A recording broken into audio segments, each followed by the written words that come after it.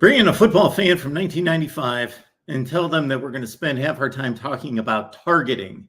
And they would be like, what? Huh? Do what? Welcome into the voice of college football. Week 6, week 7, take your pick. I've titled these the previous week or the week coming up. You can look at it either way, of course. We're wrapping up week 6. We're looking forward to week 7. Appreciate you stopping by here at the voice of college football. I was sitting down just seconds ago looking at this shelf thinking, okay, I typically give no mind to which helmets are on the shelf. Doesn't matter to me. Could care less.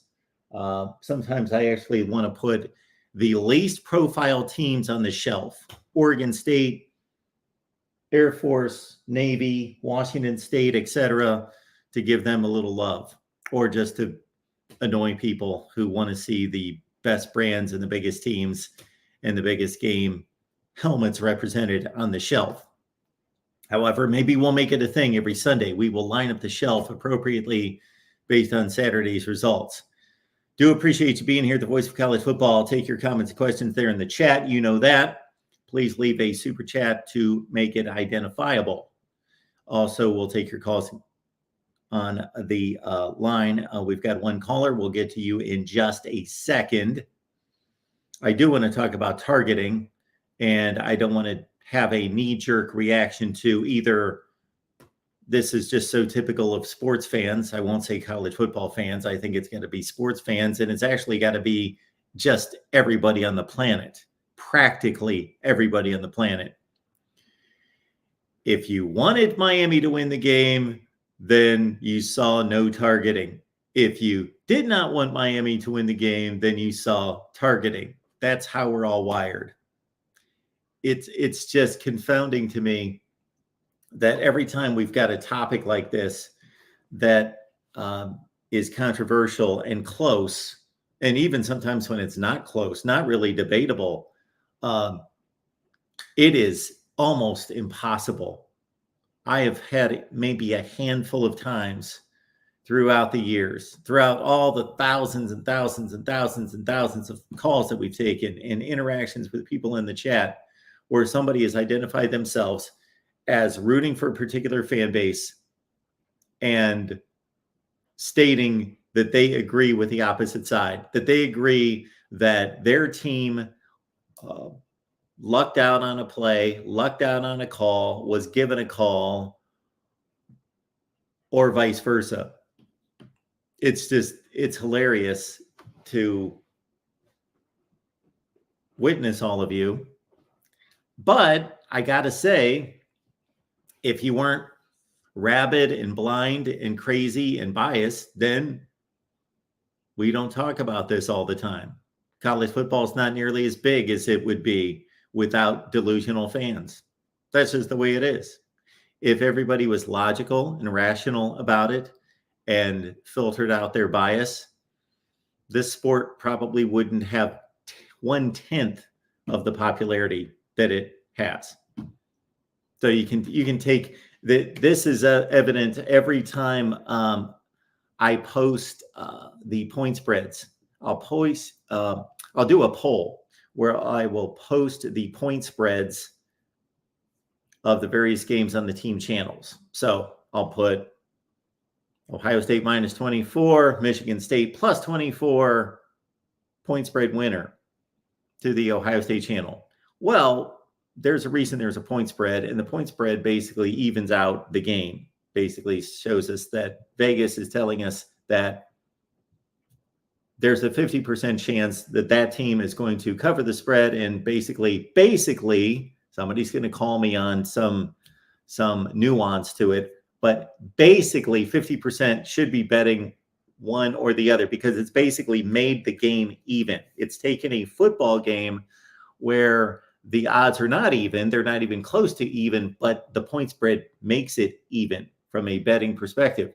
And if I ask a particular fan base who's going to cover the spread, they'll overwhelmingly cite their team. That shows an obvious spot, like 90%. It's always at least 85%. So I just find that amusing that people claim to be unbiased, but they're not, and that's fine. You're a college football fan. That is fine. So maybe we'll rearrange the helmets based on who played well. Certainly not UCLA, Alabama, USC.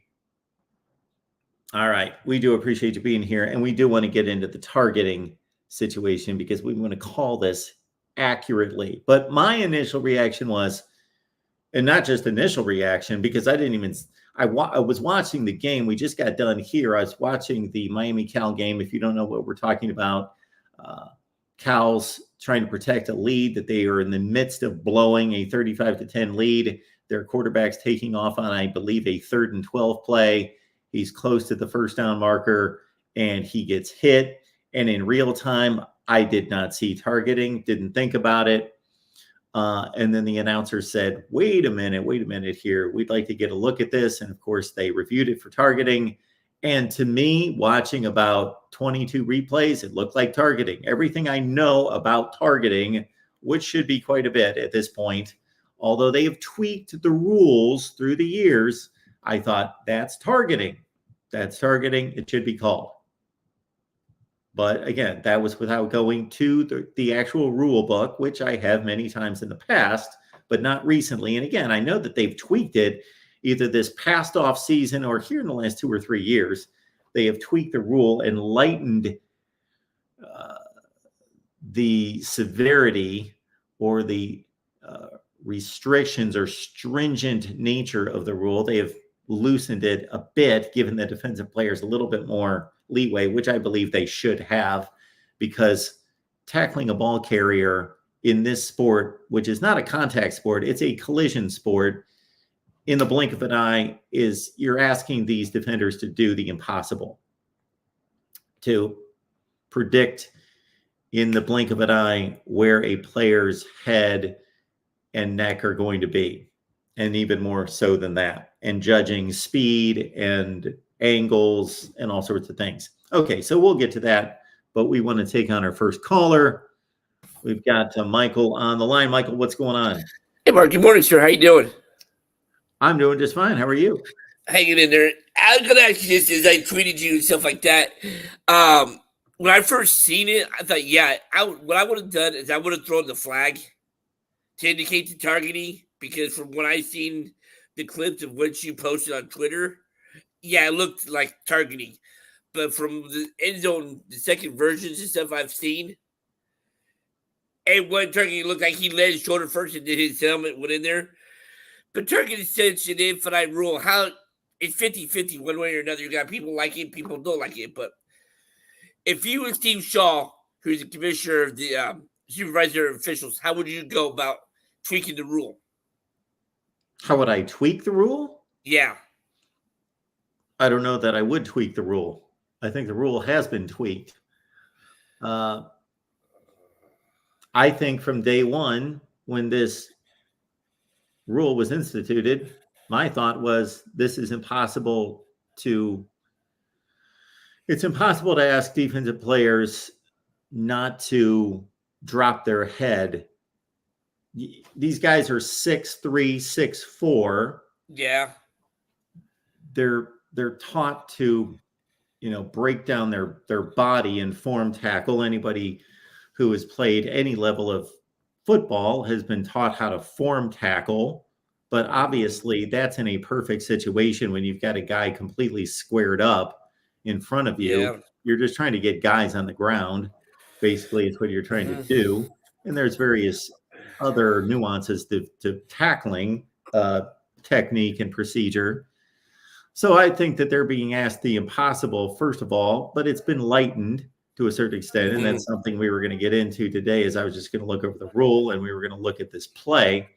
So I don't know that I would tweak the rule. I would tweak the punishment of targeting. I think that's completely unfair to kick a player out of the game. That's what I would change. What would you change it? Okay, so number one, it's unfair to kick a player out of the game. We have other things going on the field that are more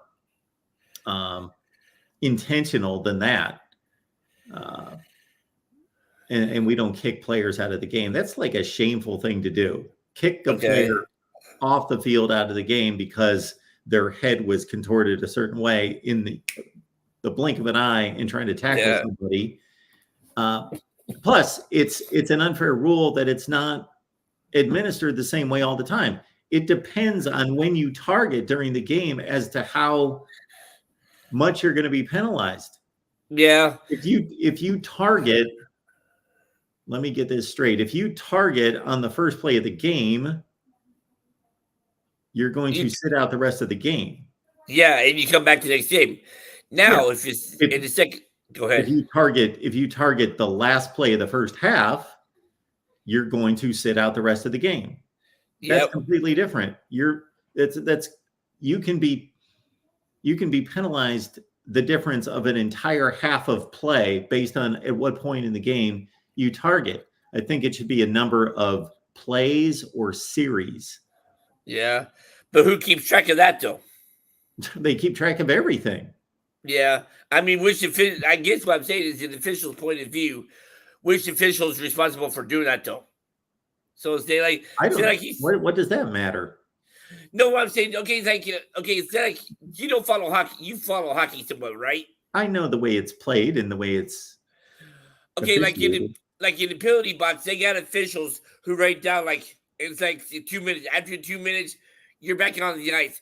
What I'm saying is, from an official's point of view, do you sit beside the player for 5 minutes and say, okay, 5 minutes, you go back into the game or something? Or that's what I'm trying to figure out.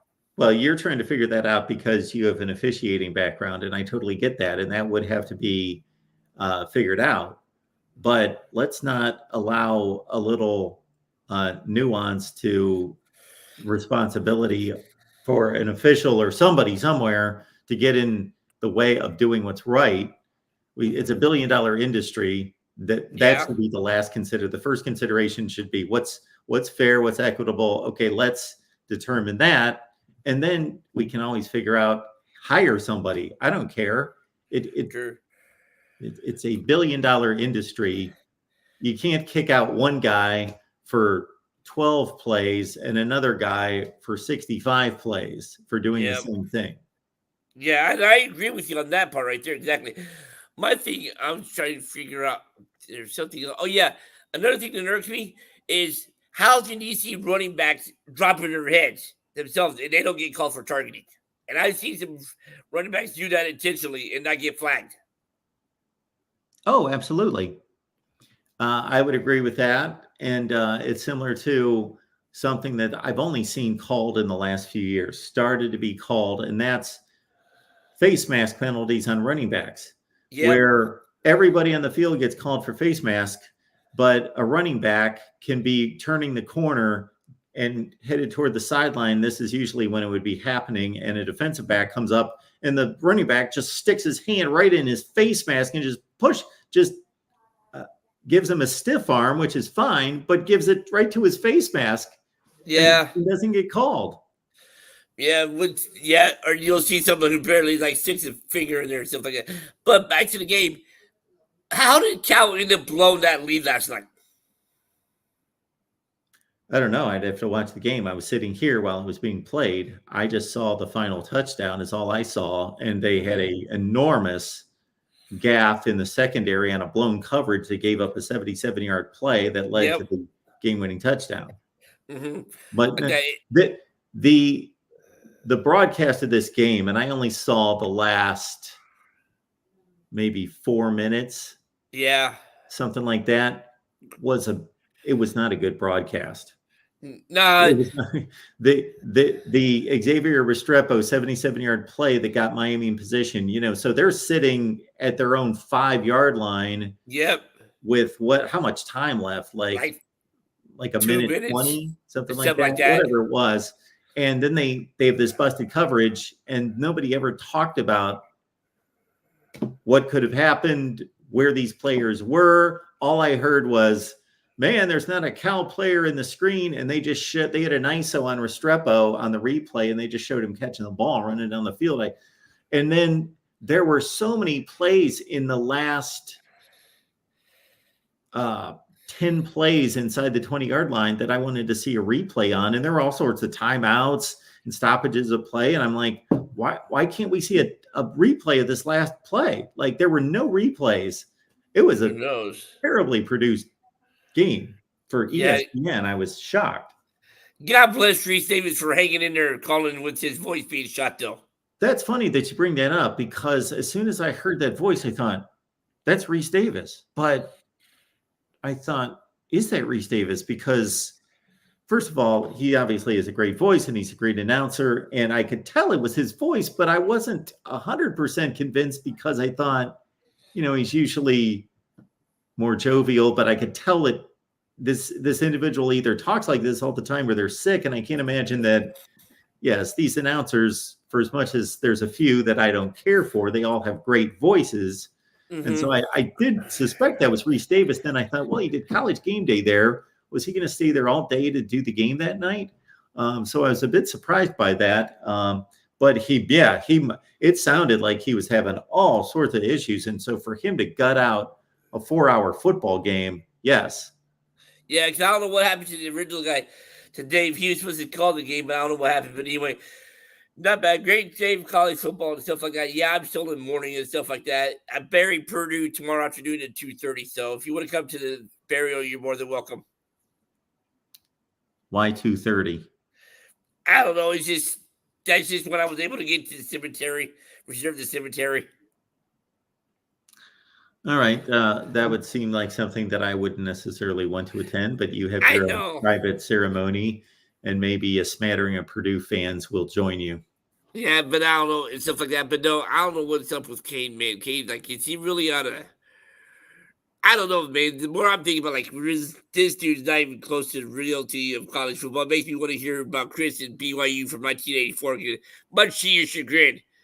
But anyway, though, I can't picture Ohio State blowing Oregon out next week. Not to say it could happen. Well, of course it could happen, but it's not likely. Mm-hmm. And to predict it happening is, they're just overzealous fans that, and again, it's situations like this Miami thing. And when I was reviewing people's comments on Twitter, it somewhat amuses me, somewhat annoys me that people can't be more rational. Yep. I love more irrational people than rational people out there. All right, sir. I know you got other callers and stuff like that. Great weekend. Thanks for your time. Enjoy the rest of your Sunday. And I look forward to the top 25 around 5 o'clock today? Yeah, I guess something like that. I started to put it together, but I'm a long ways away, and it's a mess with all these results going back and forth. It's a crazy comparison to try to make. Yep. All right, partner. Enjoy. Take care. Have a good one. See you in the morning. Thank you, Michael. See ya. And when Michael says see you in the morning, that actually reminds me, we're putting the Monday, Tuesday, and Wednesday shows that we've been doing at 10 a.m. Eastern time. We're going to put those to rest. They just don't make a whole lot of sense. Unfortunately, I thought that would go over big. It has not. Therefore, yes, the Monday, Tuesday, Wednesday, 10 a.m. shows, we can put our time much more effectively toward other things here at the Voice of College Football and produce videos and have guests on and do records for the other team channels and so forth. So yes, we will focus on the Sunday show, and then we will go post game with you Thursday, Friday, and Saturday. And as you well know, if there's breaking news, we will be here. So we are constantly trying to tweak and figure out what you all would like to see. What I would like to see is people using the Amazon link. So please use the Amazon link when you shop on Amazon. And I get it. There are probably 10 YouTube channels that I love that I just watch all the time. And none of them have anything to do with sports. But there's about 10 YouTube channels that I love. And do I forget to hit the like button most of the time? I've been very cognizant of that recently. Hit the like button, Mark. Hit the like button. And then if there's any way that I can help that particular person, then, hey, if there's some kind of promotion or like with this affiliate account with Amazon, something like that, absolutely. because everywhere from entertainment to political to otherwise to spiritual, there's a number of podcasts that I enjoy and channels that I enjoy, but I know I have to consciously tell myself, hey, support them, help them, even though many of them appear as though they don't need my help. They're getting millions of views, so they're raking in millions of dollars, but somebody's got to support them or they wouldn't be able to make it. So I get a little befuddled with the Amazon account, but I totally get it, because you're living your life. You're not thinking about the voice of college football, and I wouldn't either.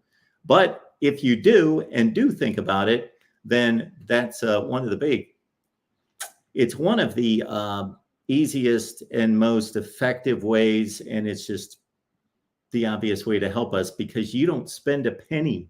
You take somebody else's money and you redirect it to us. That's what you're doing when you use the Amazon link. It's in the description section of this video and every video. And you are redirecting Amazon's money to us.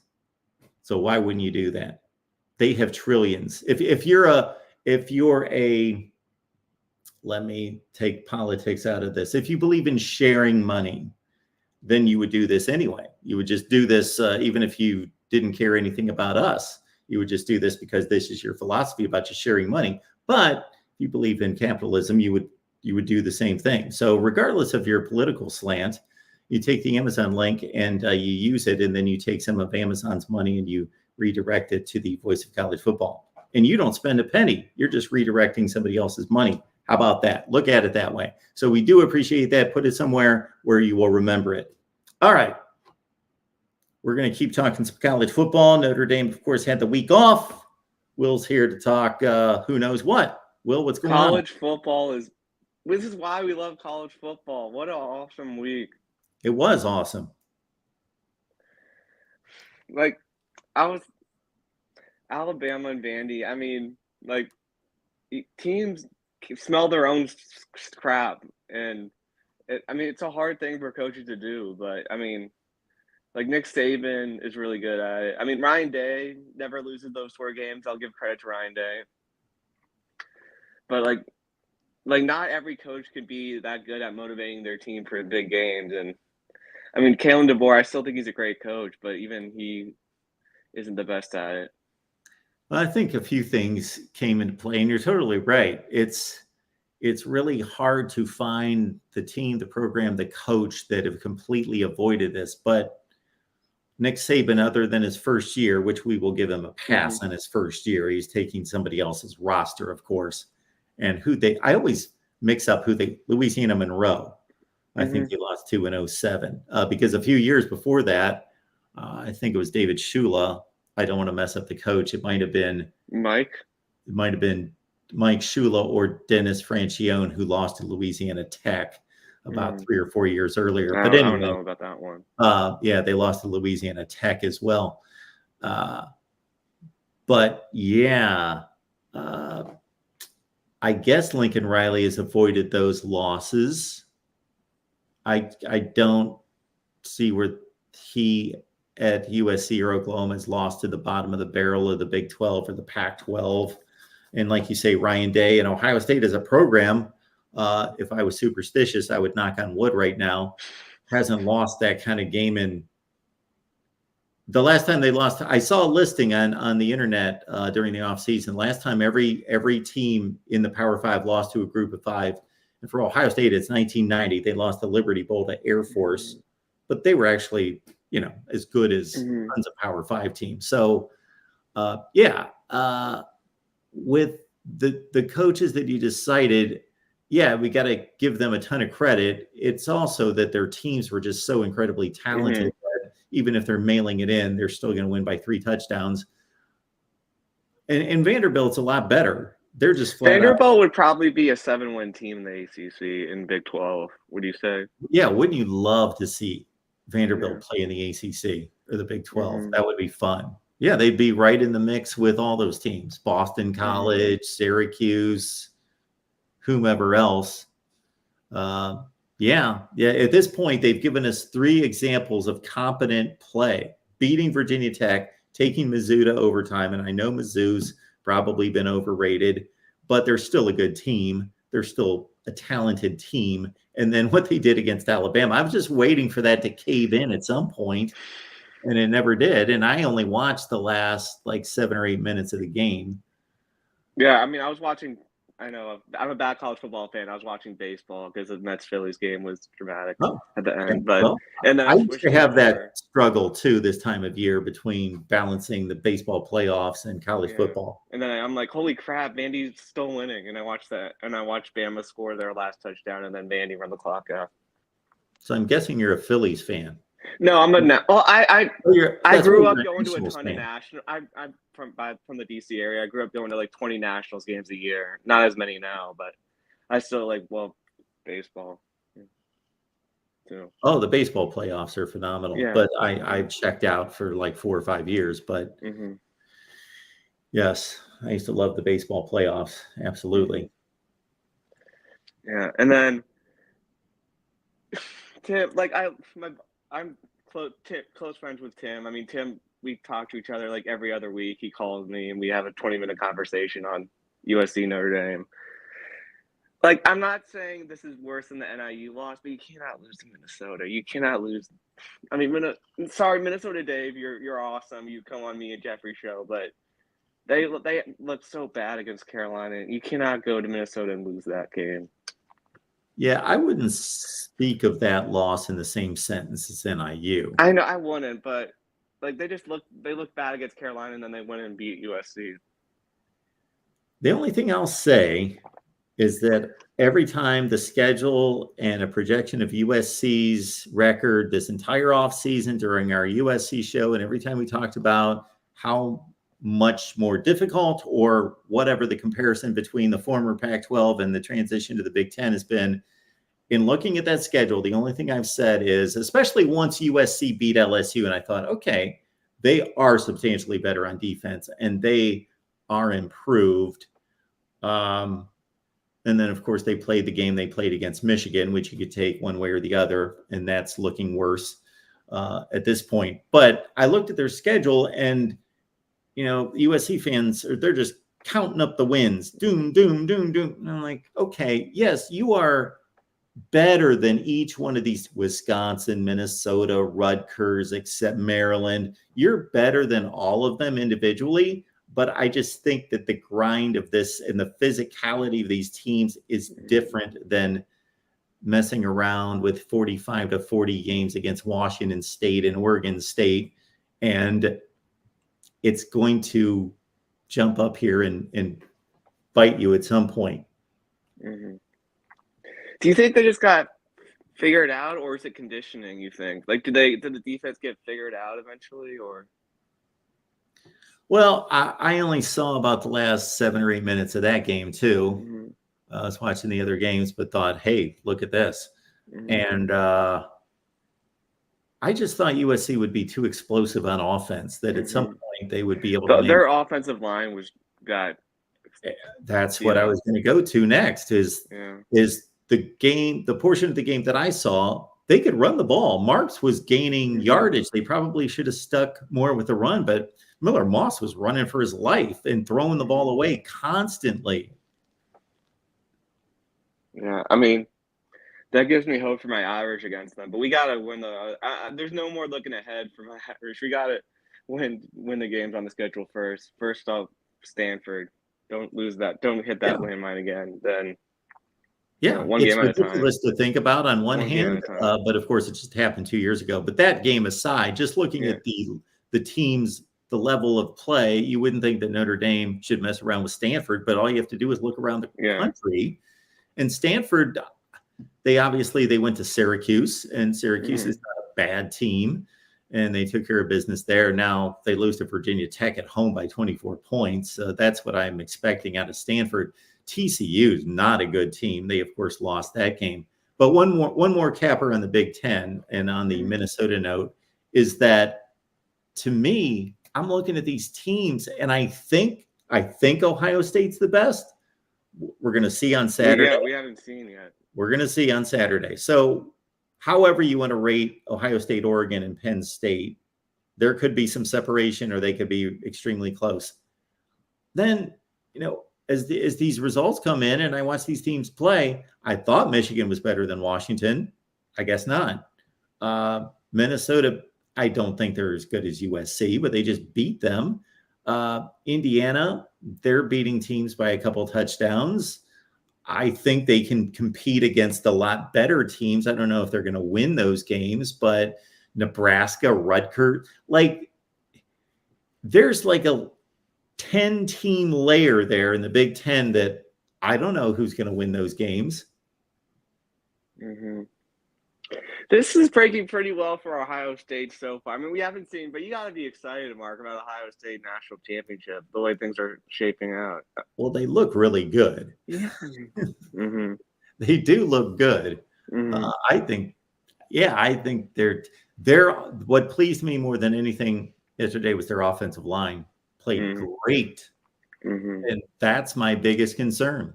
Will Howard, there's a bit of a concern there, and he's not elite, but their offensive line, I thought that was going to keep Iowa in the game. Iowa's offensive line pounding Ohio State's defensive front and at least getting some kind of push, some kind of running lane for Caleb Johnson, for him to do some damage, but he didn't do any damage until the game was over.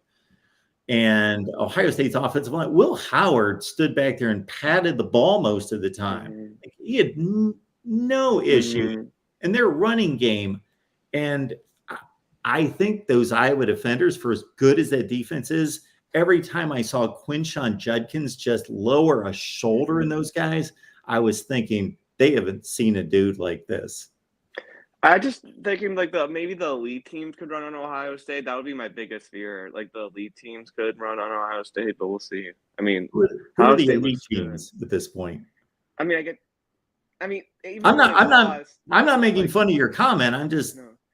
I was saying the top, even though they've lost Georgia and Alabama, Texas, the top teams in the playoffs. Do we think that they can run on Ohio State because of something you've seen, or just because of past year? I mean, I know this Ohio State team's different, but past years, Michigan's been able to get it going. But we'll see. Yeah, they certainly did in 2021 and 22. Last year, Michigan didn't really run the ball. Yeah, not Ohio State. Yeah. And then I have to throw a little shade at Michigan fans here. I don't think Benjamin Morrison would have gotten beat as many times as Will Johnson did against Washington. I know a lot of Michigan fans are saying, "Oh, Will Johnson's better than Benjamin Morrison," but I think he would have played better than him last night. Yeah, that's another game that I didn't see to the extent that I could really analyze what was happening, but I saw Tuttle come into the game, and Tuttle looks okay. Yeah, I thought he looked okay too, and I thought it was the right move to make.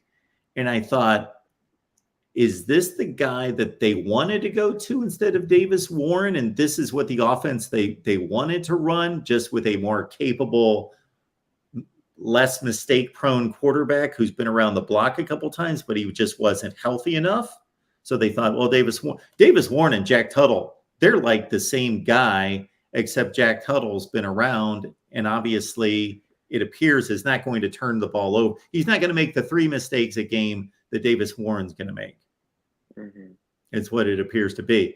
And setting me up for this week's Michigan podcast, I got a big, long diatribe from 2 days.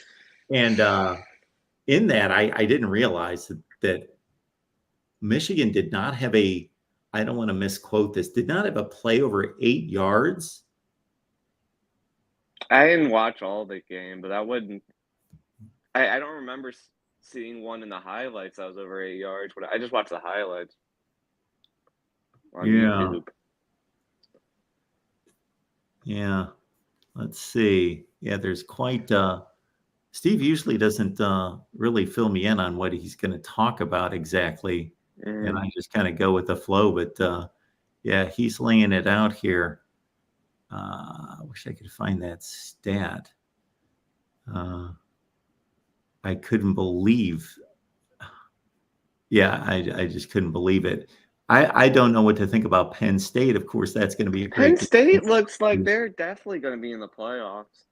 But how good are they? We'll see. Yeah, because again, I started to check in on their game when some of the other games at noon went south, like Mizzou and Texas A&M. I thought that'd be a good game. It wasn't, so I started watching Penn State and UCLA. Then I cut a video, and so I check out the box score, of course, and they didn't have any explosive plays in that game, like one. They had a 11-yard run, and in 25 attempts, other than that, they couldn't run the ball for more than an 8-yard gain. Man, I was pulling for Louisville, but man, they couldn't stop that SMU quarterback. That guy is good. He is good. He is really good. Yeah, he's fun to watch. And I was watching that game, and I thought Louisville was going to win going into the game.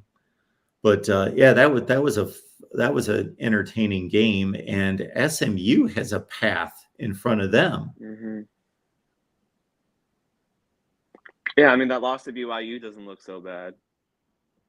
Well, plus it doesn't matter them being in the ACC. Yeah. That's true. They could just win the ACC. I keep forgetting that. Yeah, their schedule is not tough at all. They don't play Clemson and they don't play Miami. Now, at least one of these conferences, Will, is going to run into some crazy tiebreaker. At least one of them, where it's not going to be clear on who should be in the conference championship game. It's of course going to go by their tie-breaking rules, so it's going to be clear that way. But there's going to be arguments and discussion that the wrong team's going to the conference championship game. I'm going to say that right now, at least in one conference, because it's all over the place. It was like that in 2007 too, right? Yeah, it was like that in 2007. Of course, we didn't have as many conference championship games, but the Big 12 was a bit messed up because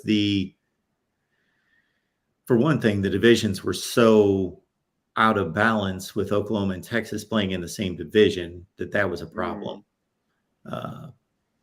But yeah, Texas Tech beat Texas, but Texas beat Oklahoma, but Oklahoma beat Texas Tech. And then you had Missouri and Kansas all involved. All of them had one loss. What would happen if SMU, Clemson, and Miami are all undefeated in the conference? Yeah, see, that's what I'm kind of getting to, is that that's all easy and none of them play each other. Yeah. That's what's the result of these conferences getting too big.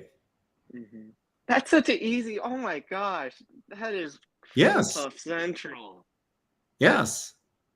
Oh my goodness.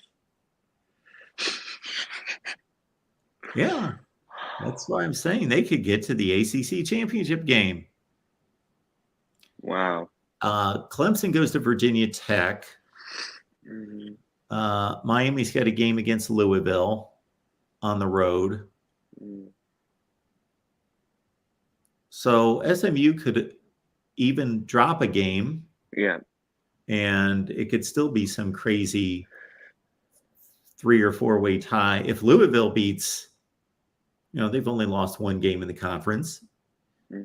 If they win out and Miami loses at Louisville and Clemson, let's say, drops a game to somebody, and SMU, even if they lose a game, you got a 4-way tie for first place. These teams just don't play each other. Yeah. Mark, I am.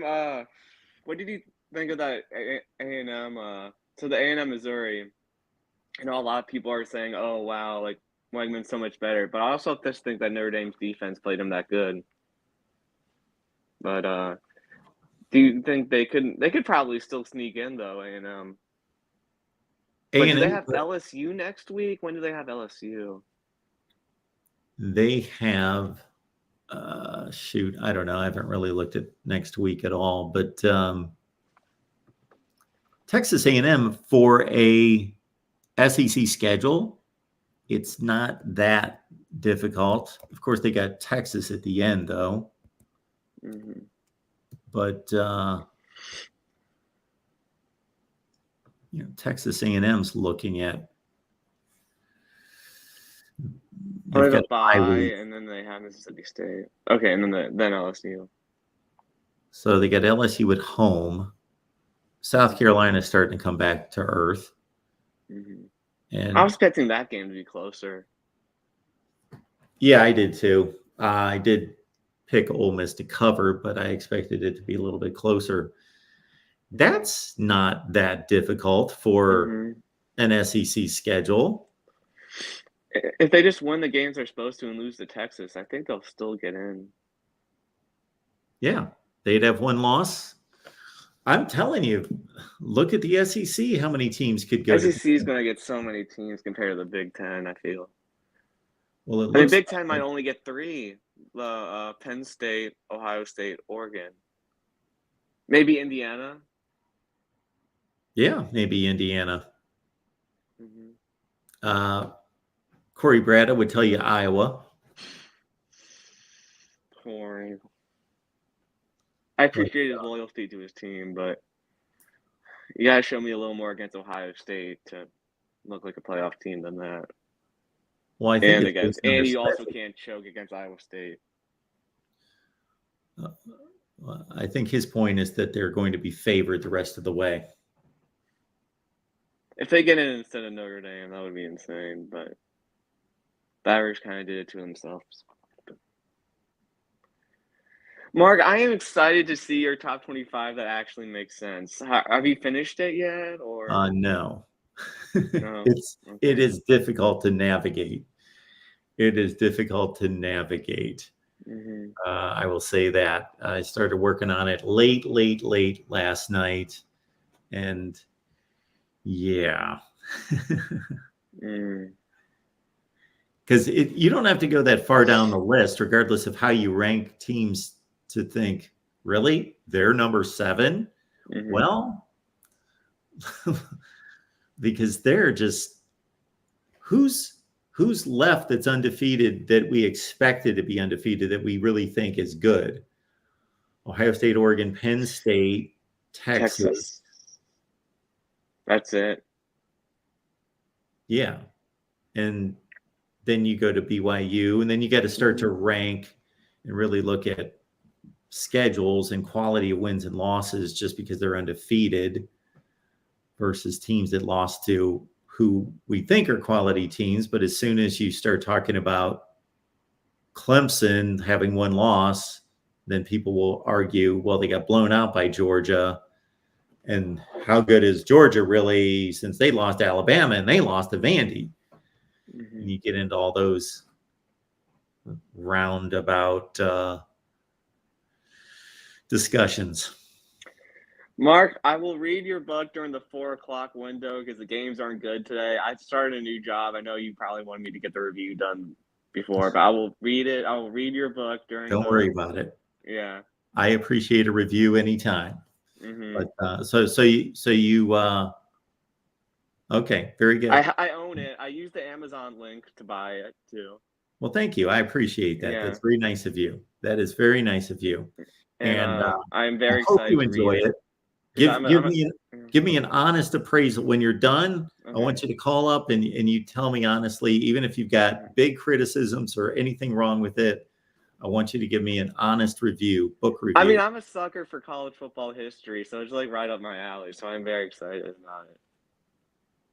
Very excited. And I wanted to make it not just a history book, so I took everything and I fast forwarded all of it into the current playoff system and the previous playoff systems. Mm-hmm. So great.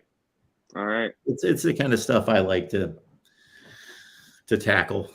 For sure. All right. Well, thank you, Mark. Great week of college football, and next week there should be some awesome games too. Absolutely. Thanks, Will. I appreciate it. Of course. Yeah, this Texas A&M slate for an SEC schedule, it's not that difficult. But again, we can't. We project all this and say, well, they'll beat them, and they'll probably lose that game, and then these other games are toss-ups. But they all seem to be toss-ups. And you guys know, if you've been watching me for a while, no, I don't like to go on an anecdotal evidence. It seems like this season's crazy. It seems like it. I'd have to put it into context. And unfortunately, I can't take the time to do that. I would love to produce a video where we actually looked at, let's say, the last 20 college football seasons to really see, are there that many upsets, or we just think there are that many upsets? Is it really this crazy that 5 teams lost in the top 10? Well, of course, that doesn't happen every week. But something tells me that it happens more often than we think. I know that at the beginning of the season, once we had the top 10 in the nation released, once we had the top 10 preseason, I released a video, check it out, where I reviewed the last few seasons to say, first of all, let's identify the top 10 team that is not going to finish not just in the top 10, but will not finish ranked. Well, that quickly became Florida State. That was pretty easy, but it was not easy preseason. So we threw out all sorts of theories and projections and estimations based on schedules to see which top 10 preseason team would not finish in the top 10. And then we looked at previous seasons, and it's amazing how many teams in the preseason top 10 do not finish in the top 10 or do not finish ranked. Out of the last 3 seasons, I know one season it was, I think, only 1 or 2 teams did not finish ranked. But the other 2 years, it was 4 and 5 teams out of the top 10 did not finish ranked. Before we get to this targeting business, let's look at this.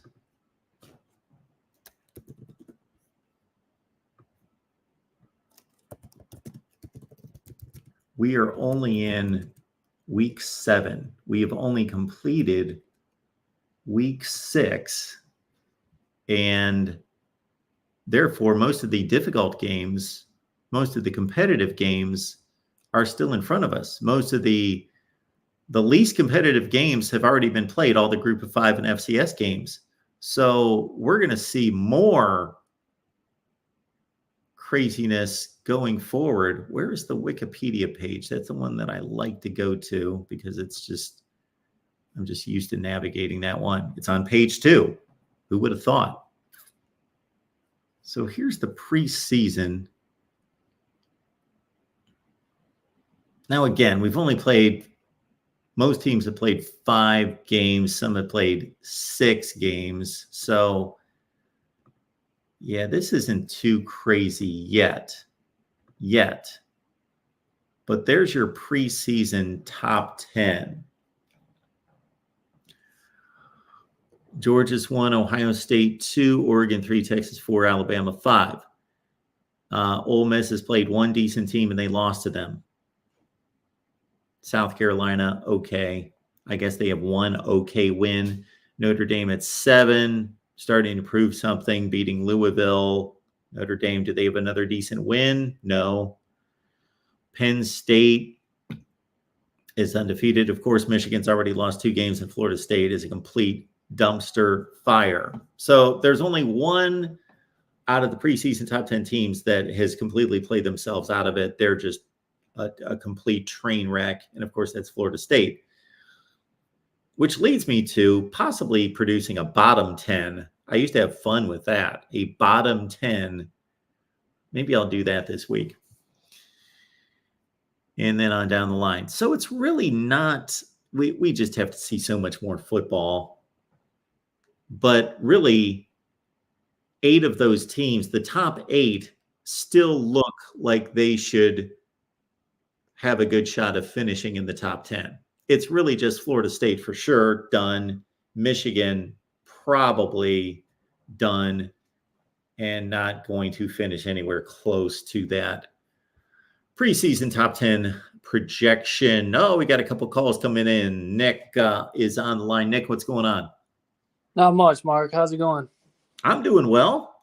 So, could you repeat what are the only good teams left? You said Oregon, Penn State, Ohio State, and who else? I Texas? didn't Was say that it? good teams. I said I was asked about producing a top 25, and I just said Oh, I would guess that if we went from year to year, at this point in the season, there would be more undefeated teams that are considered to be really good teams. Pitt's undefeated, BYU's undefeated, but nobody expects them to be playoff type teams. So how many playoff type teams are still undefeated? I think there's 4. okay. Well, yeah. I think Texas is obviously legitimate national championship contender. Ohio State. I still think Oregon, is in that conversation. And yeah, obviously Georgia and Alabama is a big fat question mark. I would at least bank on one of those. They just recruit. They have too much talent. I gotta believe that they will. They'll get it together by the end of the season. But yeah, those are pretty much the only teams. How shocked were you by the Alabama Vanderbilt result? If I'm correct, it's been 40 years since Vanderbilt beat Bama. 40 years, 1984. 1977 was the last time they beat them at home. And every week there are results where people call me and say, that was shocking or that was surprising. And I say, not really. Like last night, the Tennessee-Arkansas game, some people were surprised or really shocked by that. I was not. But that one, I will admit, no way. You could have had me sit and predict 20 upsets. If you would have said, okay, most likely upset, second most likely, and on down the line, I would have been here forever looking for upsets before I would have said Vanderbilt's going to beat Alabama. Yes. And it's just kind of interesting because some of the best wins at the time those games were played in the season now look like horrible losses for the teams who lost those games. Like you look at USC now, and that win over USC for Michigan isn't looking great. And then unless it's just like one of the worst, like most offensive flukes for Alabama in their history, like Georgia, I don't know. I wonder if they're biting their fingernails a little bit, wondering if they're all that they were hopped up to be. So I don't know. It's kind of interesting how I'm already hearing comparisons to 2007. Did you go that far? Sure. Okay. Now it's not going to be as impactful though, because in 2007 you're looking at 7, 8, 9 teams that are all jammed up with the same record, and you can only select 4 teams. Well, 2007 you could only select 2 teams, so it's this like free for all. And that was like one weekend went crazy, and obviously all these dominoes fell. But it's just such a different scenario. We can have all these crazy upsets, and these teams could still, like the playoff could still, excluding maybe one team, not be surprising.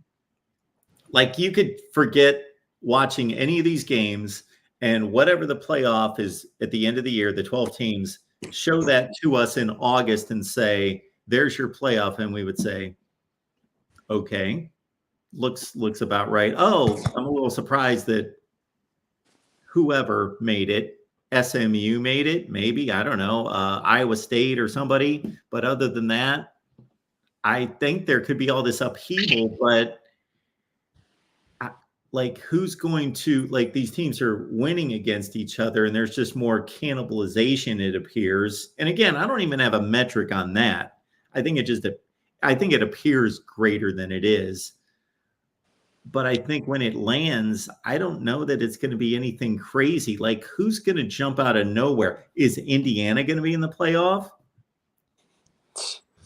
I hope not. I don't want to see Kirk Cincinnati. I think that'd be a little bit too much for his ego. But Yeah. I mean, it'd be entertaining. I'd love to watch him and James Franklin go at it in the playoffs. That would be like Clash of the Egos, I guess. Clash of the Egos Bowl, maybe something like that.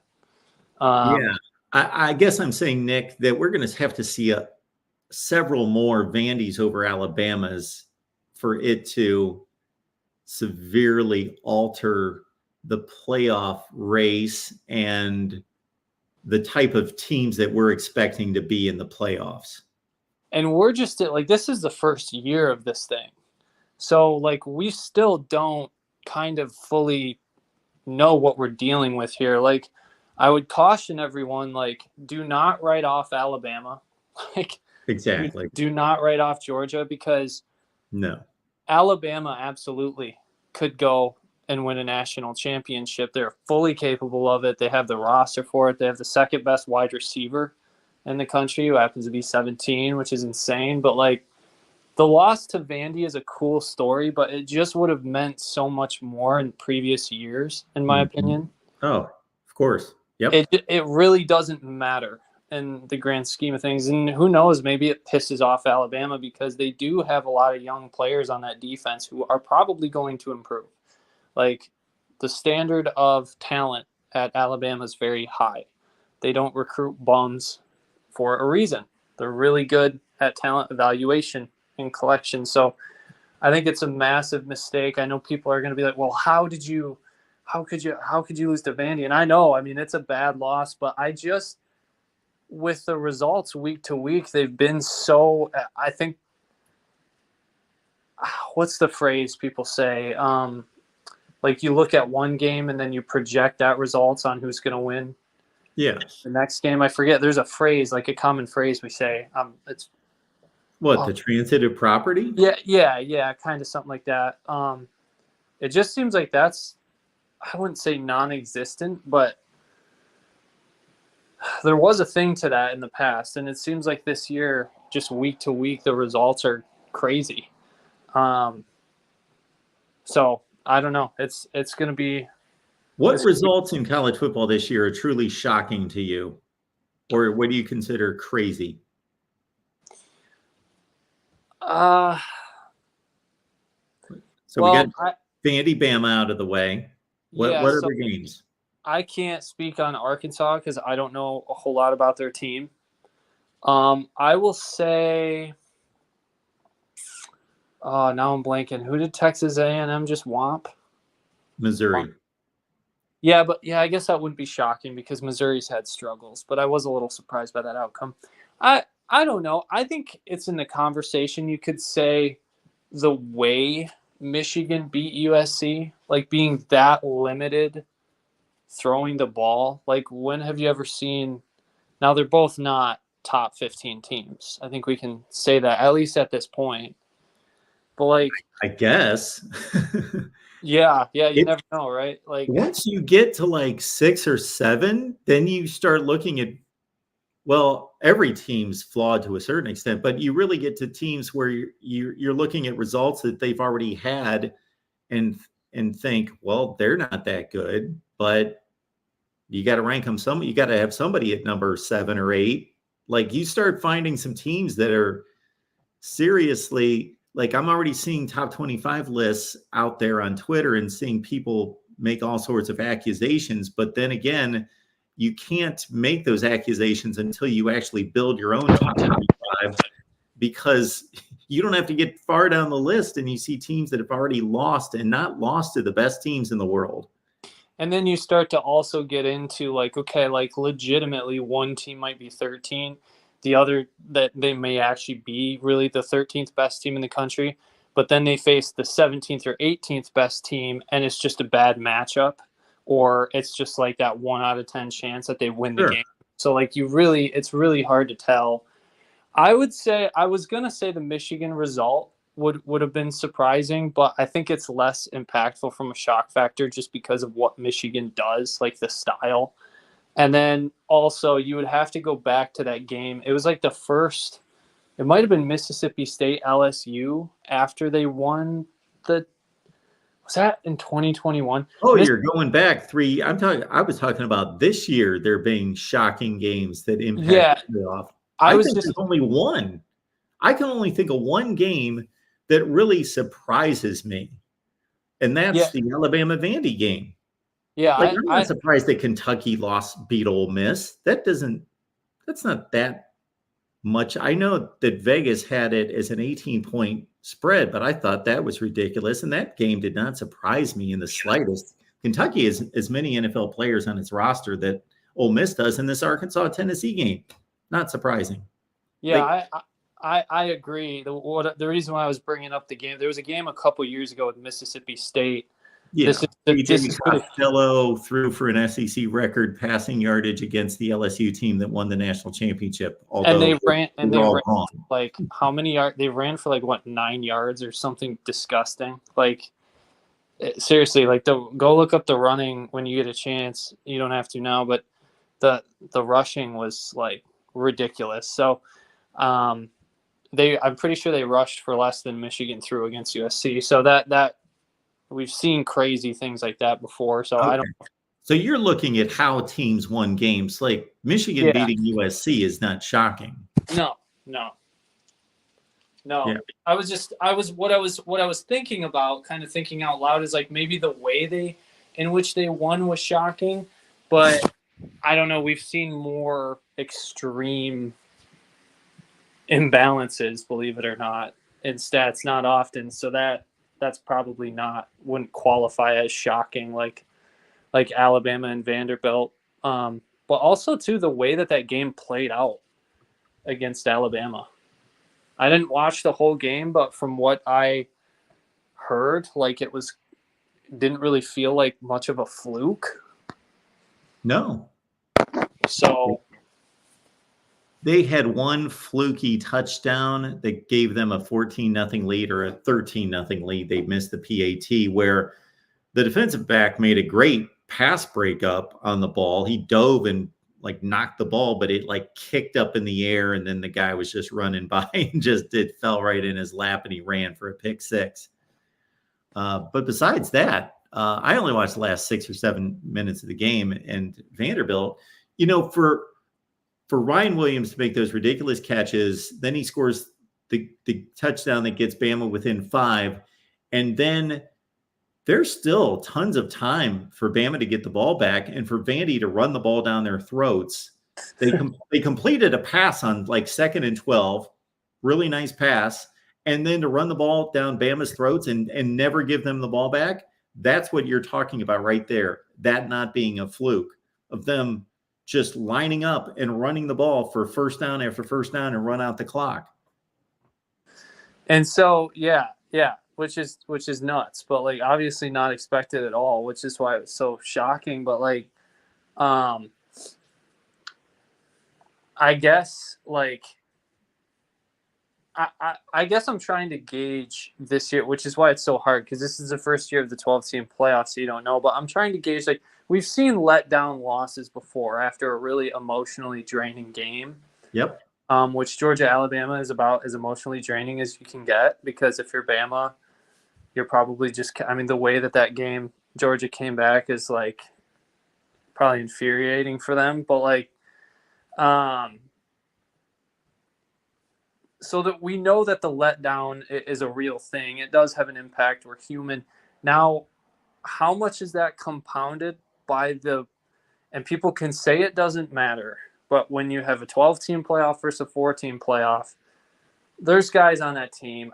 They know if they lose a game, it almost kind of doesn't matter how bad the loss is if you have the appropriate wins. So I just wonder how much more that's a factor. How much more is that playing? Because these are 18, 19, 20-year-old, young men. So, their brains aren't even fully developed yet. We can't expect them to treat every game as equally important like NFL guys. We wouldn't even do that. Yeah. We would even be swayed by our perception of other teams. Yeah. As 30-year-olds, 50-year-olds, whatever the case might be. Yeah. And I think we might be being forced to recognize, like, okay, like this kind of stuff, that just regular season, each game is just not, it doesn't have the same impact. Because let's be honest, in the 4-team playoff, like, really the only sure way to make sure you got in was to not lose a game. I mean, if you go last year, Georgia goes undefeated. They lose a close ball game to Alabama in the conference championship, and they were the number 1 team, and they still didn't make it. Yeah. And they still didn't make it along with an undefeated team. So it's like, so I don't know. I just wonder how much that's. I guess I'm just wondering how ugly it could get in the regular season for some of these top teams, and especially with these dudes making money now. Like racks on racks on racks, I guess, for lack of a better phrase. Yeah. I just, when you have all those factors, I think that motivation to be perfect isn't the same, because it's just not reality like it used to be. Like if you literally lost a game, dudes like Michigan last year, think about how much was on the line for Michigan, how many guys came back, and even Michigan found themselves in games that they should not have won, and had luck on their side. It takes luck to win a national championship to some degree, but like, if Michigan was it this year in this situation, I don't know. I just kind of wonder. I mean, I know that was a veteran team, but I don't think they would march undefeated. Now, I know there's a lot of variables in that, but I do think there's a very real, we're going to have to come to the recognition sooner or later. Everyone's going to have to recognize, like, okay, just during the regular season, it's just not as high as stakes unless you're dealing with like an extreme situation. Yeah. And I'm just trying to figure that out, because I think the answer to that question is going to determine it. Like, is this going to get a lot crazier, or is it going to kind of even out as the season goes by? Maybe as we get closer to the 12-team playoff, that urgency starts to kick in. I don't know. It's probably impossible to say. Again, I'm going to stand by, for the time being, going into week 7, that if we were handed the 12-team playoff at the end of this year, that our August selves would not be surprised with the 12 that we see, until I see a lot more of Vandy and Alabama. Because as crazy as Bama and Georgia was, well, it's on the schedule. Somebody had to lose the game. So somebody was going to lose the game. So either Alabama or Georgia were going to have an early season loss. Texas is playing Georgia in a couple of weeks. Somebody's going to lose the game. But there's more leeway, of course, in the schedule, and there's more leeway toward making a playoff. So, yeah, it seems crazy. But again, I'm only seeing one result that really hits hard. Well, okay, Kentucky, Ole Miss. Ole Miss considered a playoff contender at the beginning of the year. Even though the result doesn't surprise me, that obviously was a huge blow to their playoff hopes. They still have everything to play for, to your point, but these teams, if they're going to lose to Kentucky and Vanderbilt and Arkansas, well, so we already have 3 losses that we were not anticipating in the SEC. 3 major upsets from a point spread standpoint. So when the Georgias and Alabamas and Ole Misses and Texases actually do play each other, somebody's got to lose the game. So, yeah, I'll buy into your point that those 3 games in particular I just cited add to the possibility that some weird teams are going to be able to make it. And some big teams aren't going to make it because we've already had 3 major upsets in the SEC. Do you think that's and again, I haven't thought this fully through, but do you think that's something the playoff committee would ever actually consider when picking teams, like letdown games, letdown spots? They better not. They better take these games as being legitimate games and where the importance of the game is exactly the same, and not be making excuses for teams that they think are more talented. They kind of did that last year, though, didn't they? With FSU. Well, we'll never know what they would have selected if Jordan Travis was healthy. They could hide behind it is a bullet point, a tenant within their playoff evaluations, that if there's a injury to a major player, and he's about as major as it gets, that they can evaluate a team differently and evaluate that team solely on who they are without him, and they were not a good team. Yeah. Now, if he would have been healthy and the same results would have ensued, then we'd have a discussion. Yeah, I some people think that they still wouldn't have made it. There might have been literal pitchforks and torches coming to those committee members' homes if they would have still rejected FSU. Yeah. So yeah, there's probably a 0% chance of that happening. But man, I love to see, and we all love to see the playoff committee squirm. But it just seems like every year they've gotten a little break where it's like, oh man, if it would have turned out this way, they really would have been put in a bind. Because you know that there's been teams that they have wanted to put in there, but they just couldn't justify it enough. So, I mean, that's a human element too. Based on my evaluation, they've been in more of a bind than other people evaluated to be. Because I'm always looking for teams that I think have the resume that can be challenged and the resume that could be argued to be just as good as a playoff team. I think 2014 is contested. I think 2016 is contested. 2017, 2018. From a standpoint that you're talking about in terms of evaluating teams versus just giving it to the teams that earned it, 2019, I was right here saying after the selection of Oklahoma as the 4 seed that Alabama was a better team, but Oklahoma earned it based on a conference championship and only 1 loss, where Alabama had 2 losses and no conference championship. But I said, well, if you're selecting the 4 best teams, you got to include Alabama. But if you're selecting the 4 teams that earned it, then it is clear cut Oklahoma. We'll even throw out 2020 because of COVID and teams playing 5-game seasons and all of that. But to me, 22's what you're talking about there. Alabama, Tennessee being better teams, but TCU earned it. Yeah. And then, of course, 23 with Florida State. Yeah. Well, I guess past is the past. So we'll see how I'm just really, really curious how this is going to shake out. I don't know. I mean, just even looking at the screens, the names of the teams on the screens playing yesterday was just shocking. I'm starting to feel like it's still fun, but it just is not. It's starting to really, to me, not feel like college football. Like Cal versus Miami and USC's losing to Minnesota at this time of the year. Like, what? That is just so foreign. You would like to have things be more uniform? No, I wouldn't say I like it or dislike it either way. I'm just saying from like a familiarity standpoint, it's just a little hard to grasp so many teams playing each other that just that didn't play in the past. Yeah, absolutely. Yeah.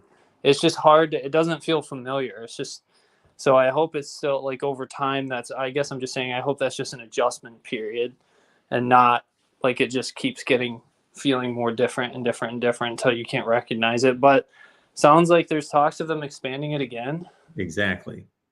So it's just so hard. We're in such a state of flux right now in the sport. So, and I don't understand how and why are we doing the playoff expansion again, and we're not reforming the sport from a business perspective with the players and contracts and TV deals. And it's just seems like such a lack of professionalism and a lack of competence and such an unnecessary risk of such a fun sport. So I don't know, just really lacking leadership, I think, from that standpoint. But, and then lastly, I'll let you go after this, if I can get your opinion on this. What did you watch the Michigan-Washington game? I had it on. I don't want to say that I was evaluating it per se. I don't think anyone, at least I wasn't expecting the quarterback change. Okay. I want to say I think Sharon Moore is learning a really tough lesson right now, and we'll see how he develops as a head coach. I think he's kind of learning the lesson, like what happens in practice, it does not translate to games maybe the way you want it to. Like Evan Link should not be playing right now at tackle. Yep. I'm not saying he's not talented. I'm not saying he's not going to be good. But right now, he is awful. He looks like a big high school player, just getting destroyed. I don't understand why they keep putting him out there. I didn't notice as much center rotation, but that was really weird. The wide receiver rotation, Amarian Walker makes a great catch, and then he's out. Kendrick Bell comes in and out. Tyler Morris had a catch early on, then we don't see him. I just not utilizing Colson Loveland as a true deep threat, and you know he can be. Yeah, and the defense, our safety play is awful. So I've heard Wink Martindale he requires a lot of his safeties, and I think this team is really missing Mike Sainer still. We knew he was the glue of that team, but I think like without him, they probably don't win a national title. So he was just such an impactful and unicorn. We just don't see his story pan out like that. But I wanted to get your opinion on the Jack Tuttle experience, because very high highs and very low lows. And I don't know if we're in a situation. Excuse me. I don't know if we're in a situation where he took the change took Washington by surprise. I don't know if you saw. Is it Steve Belichick? Is that his first name? Steve? Yes.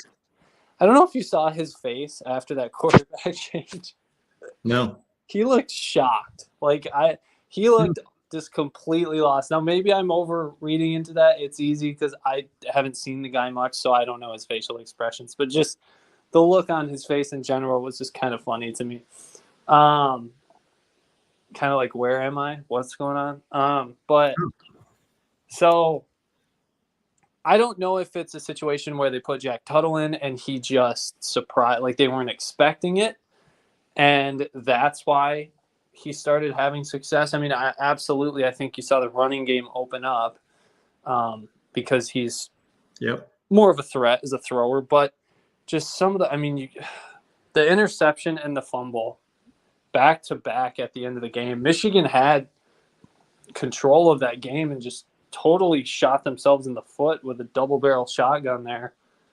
And I want to say that he's, 7-year senior. He's not going to be great, but like this team's going to be interesting and more watchable. The offense might develop a little bit and they might turn it around. Not saying they're going to make the playoffs, but the offense will be competent. But as soon as I thought of that, I immediately thought Michigan 2017. Now, this was a win, mind you, and he didn't make the same mistakes, but like John O'Korn versus Purdue at Michigan. I don't know if you remember that game. Can't say that I do. He played great. Like, he was looking like an unethical, like he was successfully trying to be Johnny Manziel 2.0. Like, he was getting pressured and spinning out of tackles, throwing balls downfield, and everyone was like, we found our guy. And then the rest of the season happened. And it was a disaster. and they wasted a great defense. And I don't know. I'm kind of getting both vibes. I have more confidence as far as his confidence goes, but I can't get that situation out of my mind. So I just wanted to get your opinion on what, with an experienced guy that comes in there, and with like when he was scrambling around and he hit Colston Loveland, and you know, it looked great at times, but then just awful at the end of the game. What do you make of that? Do you think that was an appropriate change? Do you expect more stability now at that position, or do you think that it was more just a flash in the pan because Washington wasn't expecting something like that? Wow, there's a lot to unpack there, but I'll start with this. I was consistent in the offseason by saying that based on what we saw in the spring game, which is obviously not much, but if it's indicative of what these players are and what the coaching staff sees in practice, that the Michigan quarterback decision is more about what style of offense they want to run rather than who the best player is, because we're dealing with three marginal quarterbacks. And if any of them were really any good, they would be the clear starter, because we know that all three of them are not really, really good, or they would have already been starting quarterbacks in the Big Ten. So you got three quarterbacks who have had the opportunity to be starters, and obviously Tuttle's been around forever, and none of them have emerged as starters. Therefore, that's telling us that none of them are any good. So what style of offense do you want to run? And so they obviously went with Davis Warren. And at this point, the only thing I can distinguish between Davis Warren and Jack Tuttle is I think that they're pretty similar in terms of a skill set throwing the ball downfield. But Tuttle, you've got to trust more, because he has yet to show that he's going to throw 6 interceptions in 3 games. So he seems to be a clear choice over Warren. And Warren was the selection, I assume, out of camp because Tuttle wasn't physically ready. And then obviously Warren's a turnover machine. So then they've got the thought that, okay, well, our only option is Orgy, because we can be this just pounded into the ground offense, and he gives us a running threat, and we can rely on the defense and do all that. And so it works for one game against USC. We'll put the term works in quotes against USC. They win, they get their result. But then this obviously proves to be something that, you know, any defensive coordinator who has half a brain is going to be able to scheme against very easily. And so, yeah, I think for as much as I think they botched the quarterback situation, going to Tuttle, I think was the right move. And I think that showed, although you didn't get the result and he made his mistakes and he didn't turn the offense into a aerial circus or anything.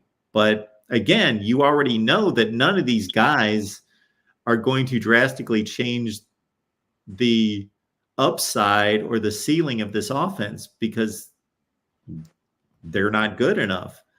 So you have to play to what style do you want to play, and who's going to prevent the most mistakes, and maybe have the potential to give you a big play or 2 or 3 during the course of a game, which seems to be Warren and Tuttle about the same ceiling, and Tuttle a higher floor. So he seems to be the guy. Yeah. Well, I mean, I guess the good news is they have a bye week. I'm not as concerned about Illinois. I still think they're a good team, and I believe that's on the road. So I don't think there's any game that's going to be for certain for Michigan. Maybe Northwestern, maybe, but and I think that I'm obviously chalking up a loss to Ohio State. And by the way, Jeremiah Smith, my goodness, dude. Yeah. For an 18, he is a grown man. He's a first-round pick right now. Like, I guess I'll quick ask you this: Marvin Harrison Jr. blew my mind in that Rose Bowl. Like, he was so good. But do you get the sense that this is just something different, even compared to Marv? For 2 different reasons, yes. One would be that the players say it is. So I know Jack Sawyer said at Big Ten Media Days, he said that he was getting to know Jeremiah Smith and thinking why there's a lot of pressure on this guy. He's the number one player in the country. He's at Ohio State. He can take a year off. He can develop. He can work his way into the lineup. We'll see him a few times this year, and he'll be able to ease into it, and no reason to rush and no reason to put all this pressure on this guy. And then he saw him the first day in practice, and he's like, no, I was wrong. He can play right now. He can play right now. He's that good. He can be a starting receiver for us immediately. And so that's one thing. The second thing is to separate he and Ryan Williams is like, yeah, he's built like a man. He's built like a grown NFL receiver today. Ryan Williams is a freak athlete for Alabama, but he's got a lot of physical maturing to do, which is understandable. He's 17 years old. So those are the two different, and Marvin Harrison Jr. did as well, even though he was crazy good in that Rose Bowl, he still had to get stronger. Mm-hmm. Yeah, and I mean, the pros is unpredictable, so we'll see how it turns out. But you just look at those dudes, like both of them. I mean, they're just such unique interest. They're so intriguing as prospects, and what from a ceiling perspective, because I think you can look at those guys and you seriously do not know.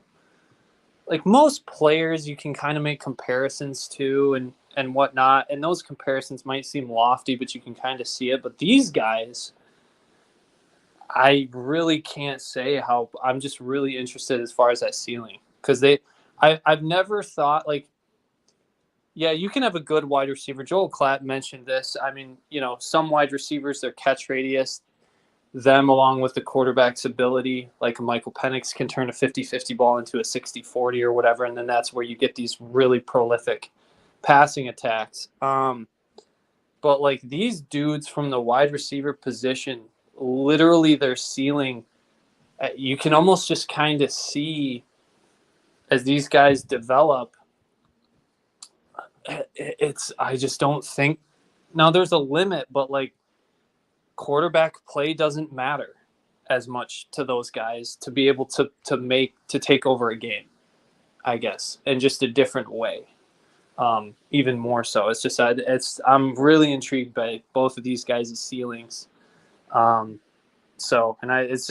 It strikes me as just something different. We've seen some great wide receivers come through Ohio State and some great wide receivers in college football, but both of those guys, just from an athletic and then physical standpoint, are unicorns. So it's going to be really interesting to see. It'd be really interesting to see a matchup. Yep, it would be, and we might see it. And I guess if my predictions come true, we will. All right, Nick, appreciate you being here. Yeah, thanks for taking my call. Of course. Have a good day. All right. I really wanted to go through targeting and all that business and go through the rule and look at the play and all that. And you guys haven't let me, which is a good thing. And I also wanted to go through, since we're talking about upsets and how crazy all these games are, and see truly how many upsets do we. My pragmatic side tells me that this is no crazier than any other season. That's what it tells me, that it's really no crazier than any other season. If we pulled up the week 1 through 6 results last year, the year before, the year before, the year before, every year, we would and went through the point spreads, we would see as many upsets. I just really think we would. This I find funny that Mike says this about, I was fighting Buckeye fans on that one in yesterday's stream, talking up Jeremiah like he's God. Like, do Ohio State and Michigan fans have to fight about everything? Like, how can you even argue about this guy? Like, yes, I'm not going to predict that he's going to catch 20 passes a game for 400 yards and 8 touchdowns, but I don't even know how you argue how good he is. I don't even know where that argue starts and lands at this point. Yes, if Ohio State fans or anyone is anointing him to be the next Jerry Rice / Randy Moss today, They might not be wrong, but it's not guaranteed, sure. But they're not wrong necessarily. We'll see. It certainly could come to fruition. Like, he's that good. Like, so I don't know I don't really. You guys just argue to argue for argument's sake. Apparently, you guys really.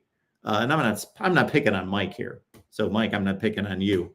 But it just amazes me that I like a good argument, but I try to take up valid arguments. And a lot of you just like to argue, I guess. Or an Ohio State fan could say, and I'll reverse this on the Michigan side as well. So I'm not picking on Michigan fans.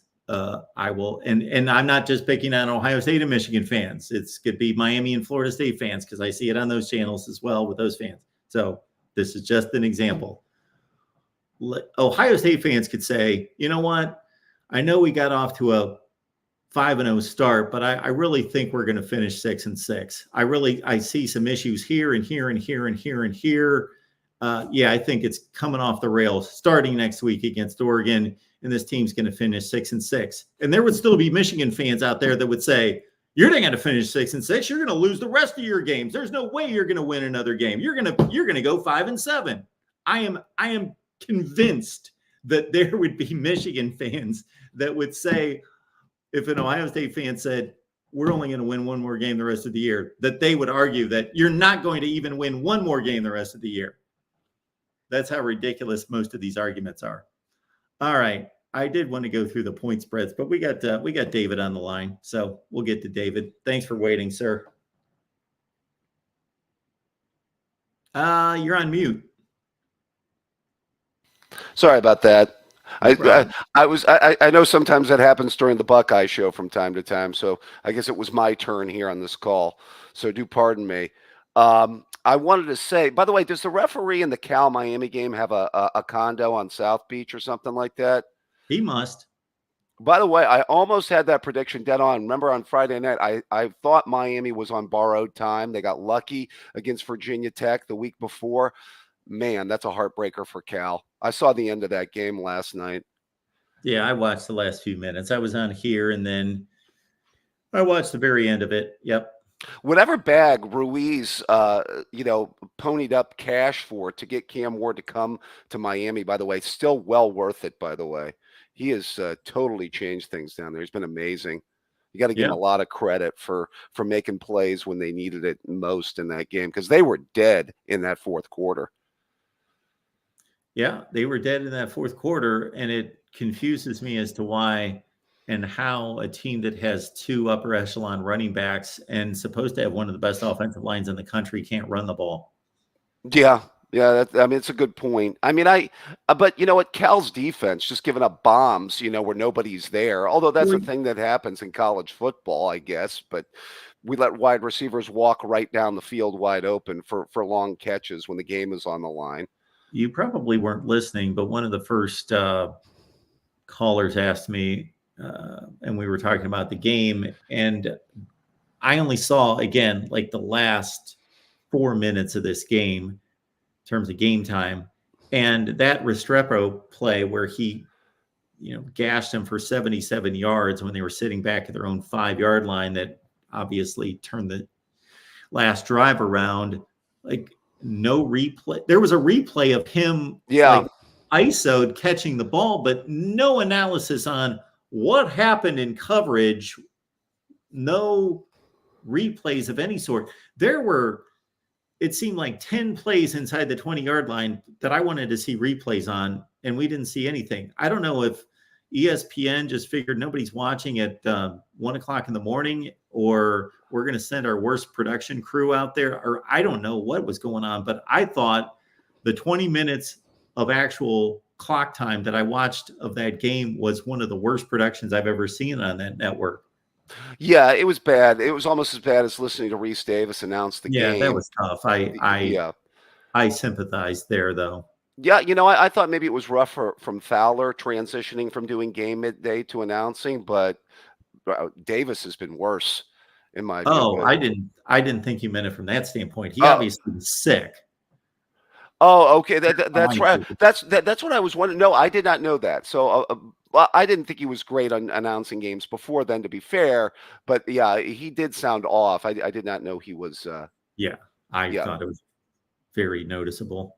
Okay. My bad. My bad. Yeah, I'm sorry. I was unaware of Reese Davis's health conditions. My bad. I did not. Well, keep that I'm not. conversation. I don't factually know No, he whether sounded he's like he sick. was I like just his thought it was voice out. was off. When I first turned on the broadcast, within a phrase or two, I thought, "Is that Reese Davis?" It sounds like Reese Davis, but it sounds like Reese Davis maybe 30 years from now, or Reese Davis Reese with us. Davis, 30 years.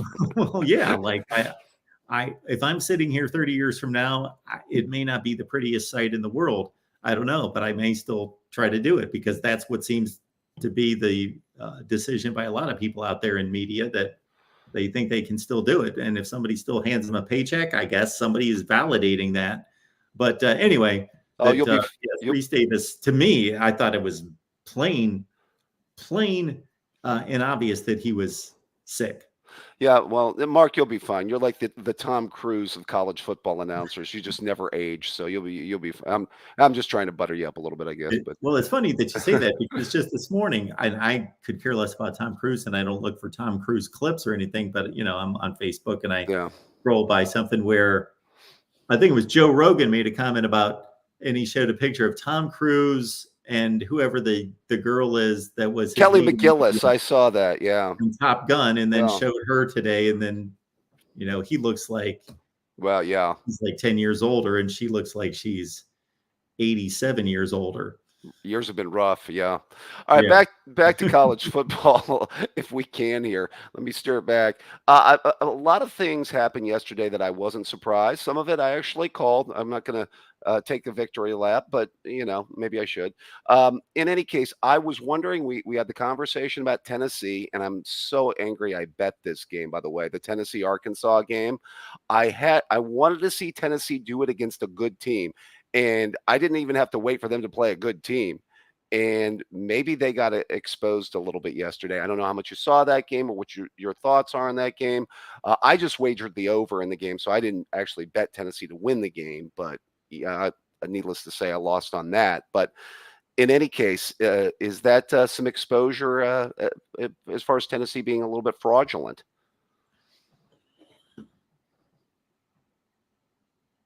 Well, I don't think it's a yes or no. I think it's a percentage in one way or the other.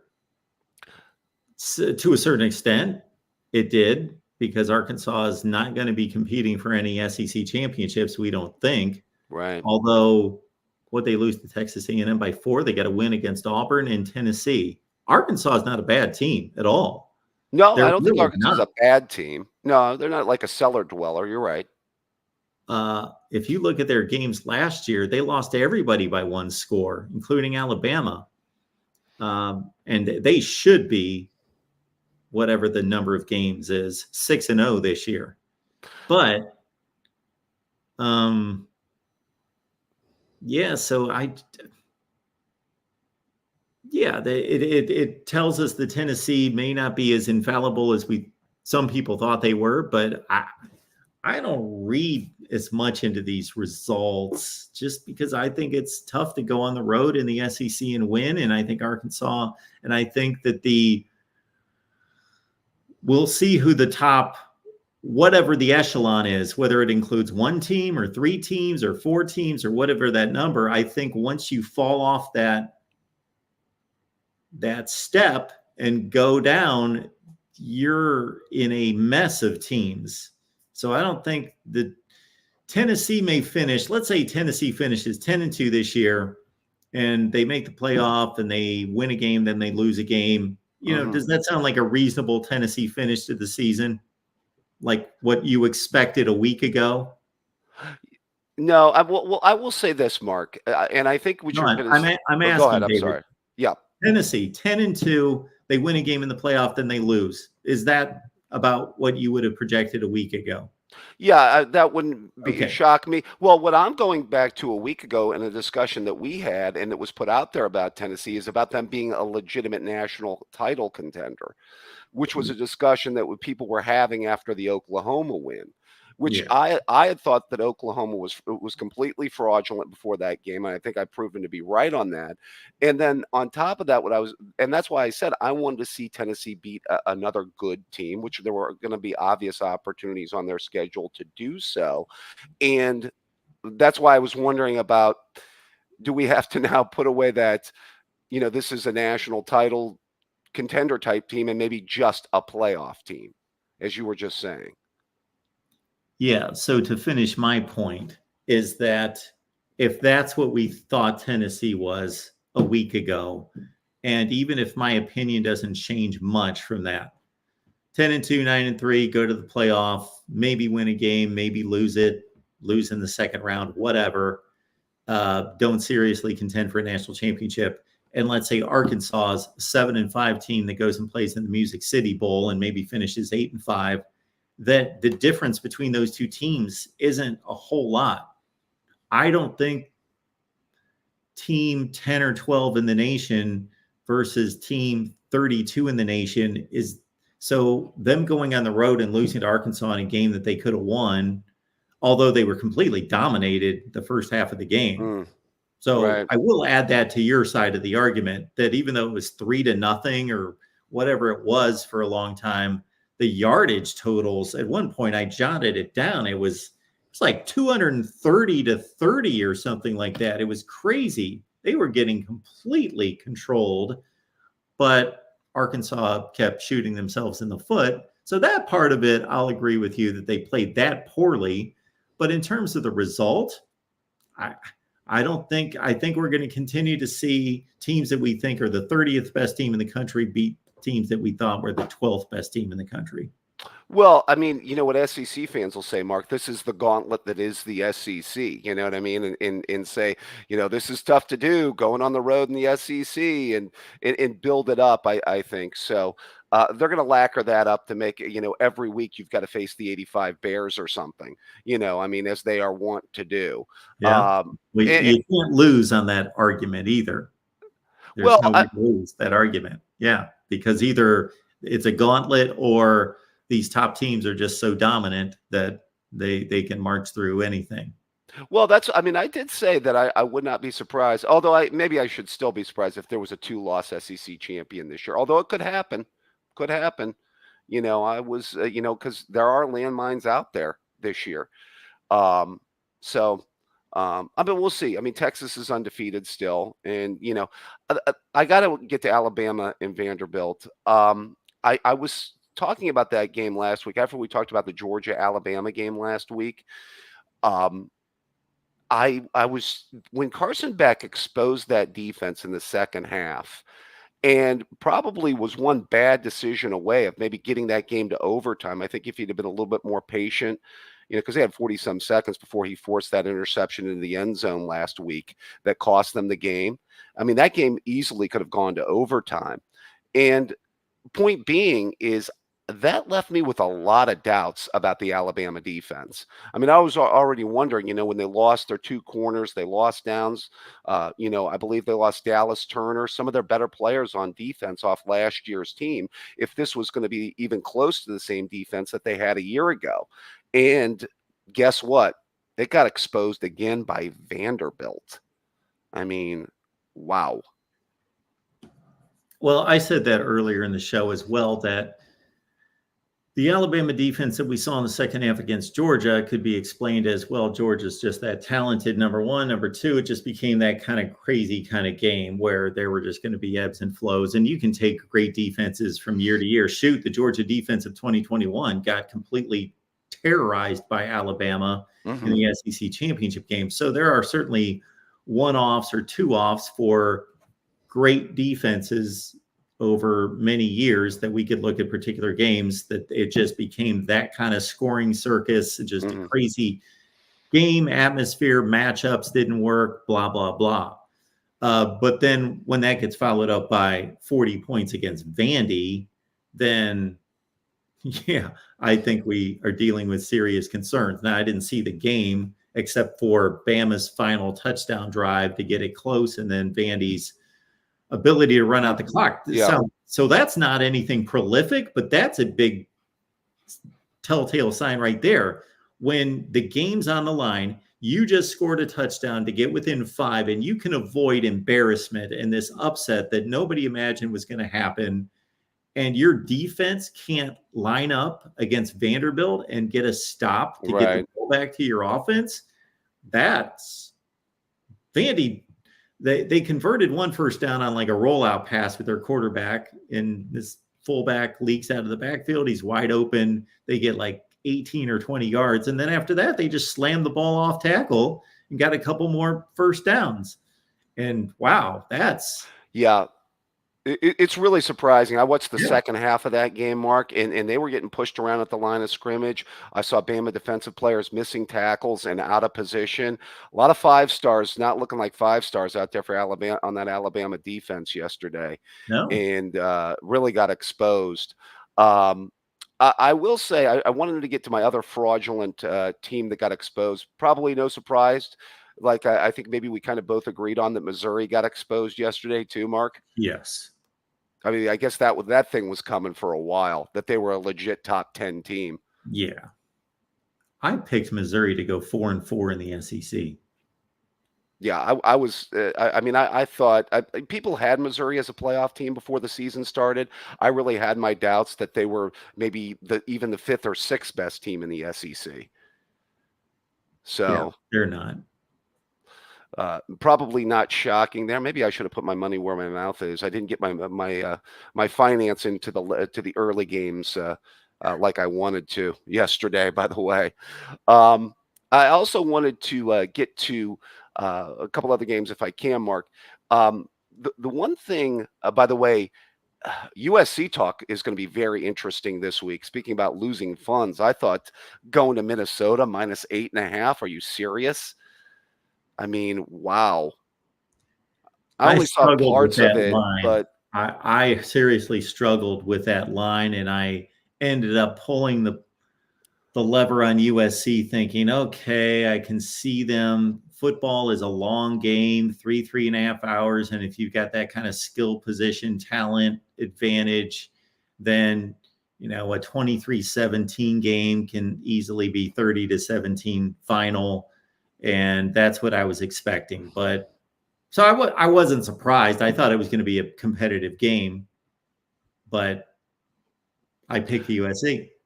You thought that 8.5, by the way, was kind of a sucker line, though, Mark? Were you kind of like, why should you? Were you thinking to yourself, this line should be higher than 8.5? I kept on thinking that as I wagered on it. By the way, I have to say. No, like I say, I thought it was. I had all sorts of difficulty selecting against that line. Yeah. And after watching the game, I thought, yeah, I should. I've been overrating USC this year slightly. And Minnesota just went to Michigan and was playing in that game down to the wire, and they should have beat North Carolina. I think we get a little bit fooled by the brand names. I don't know that there's any much difference between these two teams. Yeah, I just thought that USC had kind of righted the ship. We talked about the improvement defensively. Thought that they would have been a little bit sharper offensively with Miller Moss in that offense. Yeah, they can't block. Yeah, you're right. The offensive line, and we probably saw that against the team up north, got exposed a little bit in that game. Although Stewart, their edge rusher, is a really good player, I will admit, exposed their tackle in that game, and they had a hard time handling them. And so, yeah, that's an area that even if you've got what you feel is a solid college quarterback, which I think Miller Moss is, and some decent skill, which they still have at USC, it just goes to show you, if you've got nothing up on the offensive line, especially in the Big Ten, you're going to eventually run into somebody on the defensive line that can really wreck your game plan. Yeah. So I didn't see much of the game until maybe the last 7 or 8 minutes. And what I saw USC should have been running the ball. They were running the ball effectively the small portion of the game that I saw, but Miller Moss had no time to throw the ball 80% of the time that he dropped back to pass. Yeah, that's going to make for an interesting game next week. I was really hoping that USC would get through that. It's a little bit more build up to USC Penn State next week. Yeah, I was happy to see Minnesota win. Really? Rooting for the Gophers. You on the PJ Fleck train there, Mark, rowing the boat? Well, why wouldn't I root for the old guard of the Big Ten? Okay. Absolutely. I was happy to see that. You might catch some grief from Tim and the crew this week there about that, Sure. Mark. Yeah, well. Such is the case. Wouldn't be a first time. Wouldn't be the first time. I watched a little bit of the team up north in Washington. Actually, I watched a large portion. By the way, is Dace ready to go? Is it the Jack Tuttle era? Is it going to be the start of the Jack Tuttle era? You know, in his 20th year of college football, is that going to be the thing now? Well, yeah, for it to be truly an era, they should have latched onto that a few years ago. But it's going to be a tenure of sorts, I guess. Going to be an interesting conversation with Mr. Dace. You know, I thought this was a 50-50 game coming in. I thought it was a late fourth quarter game, field goal kind of game. Came down to the turnovers in the end. I will say, you know, I'm not surprised that this passing game is severely lacking. You know, I went back and looked at J.J. McCarthy's last 5 games last year. Have you pulled up his game log from his last, let's say, 6 games last year and what his numbers look like? Well, I know his efficiency against Ohio State was exquisite. He was like 15 of 20 or 16 of 20. Right. But the other games, I know Maryland gave him fits. And he did nothing against Penn State. He really didn't do anything in the title game against Washington. Well, that wasn't his fault. The Penn State game, he didn't do anything because he didn't throw a pass. He went 7 of 8, I think. Right. The Iowa game and the Big Ten title game was not a good performance, Mark. And you know, so I mean, you go back. I don't know that anyone had a good performance against Iowa, but yeah, it wasn't. But it was fine. Again, I think you have to take the game situation into context. When your defense is giving up 0, and you know Iowa's offense is on the other side, and they could still be playing, and Iowa wouldn't have scored a point. Right. Well, all I'm saying is, if you look at his game, that changes a lot. Right. What I'm saying is, if you look at his game logs, there was a lot of 140, 130, 110 yards passing, where all he was asked to do was hit those 1 or 2 or 3 big throws, utilize his legs when he had to, which is exactly what he had to do. And a lot of their games were first team to 20 points would win because their defense was that good and they could run the ball effectively enough. And that was their recipe for winning games. And I'm not saying that there's anything wrong with that, but what I am saying is that they didn't necessarily have a big time passing game last year. And I think that when you lose McCarthy, you lose Roman Wilson, who was their best wide receiver. I don't know. Was there legitimate expectations for them to say, we're going to lose all that and still have a legitimate passing game up there? Well, I would have my doubts. I'm going to counterpunch on that point about last season. So right here, we're looking at passing efficiency. Okay. We're not looking at, I don't care who throws for 500 yards if you throw 4 picks and you got to throw the ball 65 times. This is passing efficiency in what I would consider to be the best defensive league in the country. Okay. Michigan had to play Ohio State, Penn State, and Iowa. Right. And on top of that, Rutgers. And on top of that, of course, when you go to the playoff, then you're going to play it. Your statistics should actually, even if you win the national championship, should go down in all categories because you're balancing out the Colorado State and Hawaii games with more quality competition. So anyway, Michigan was 8th in the nation in pass efficiency last year.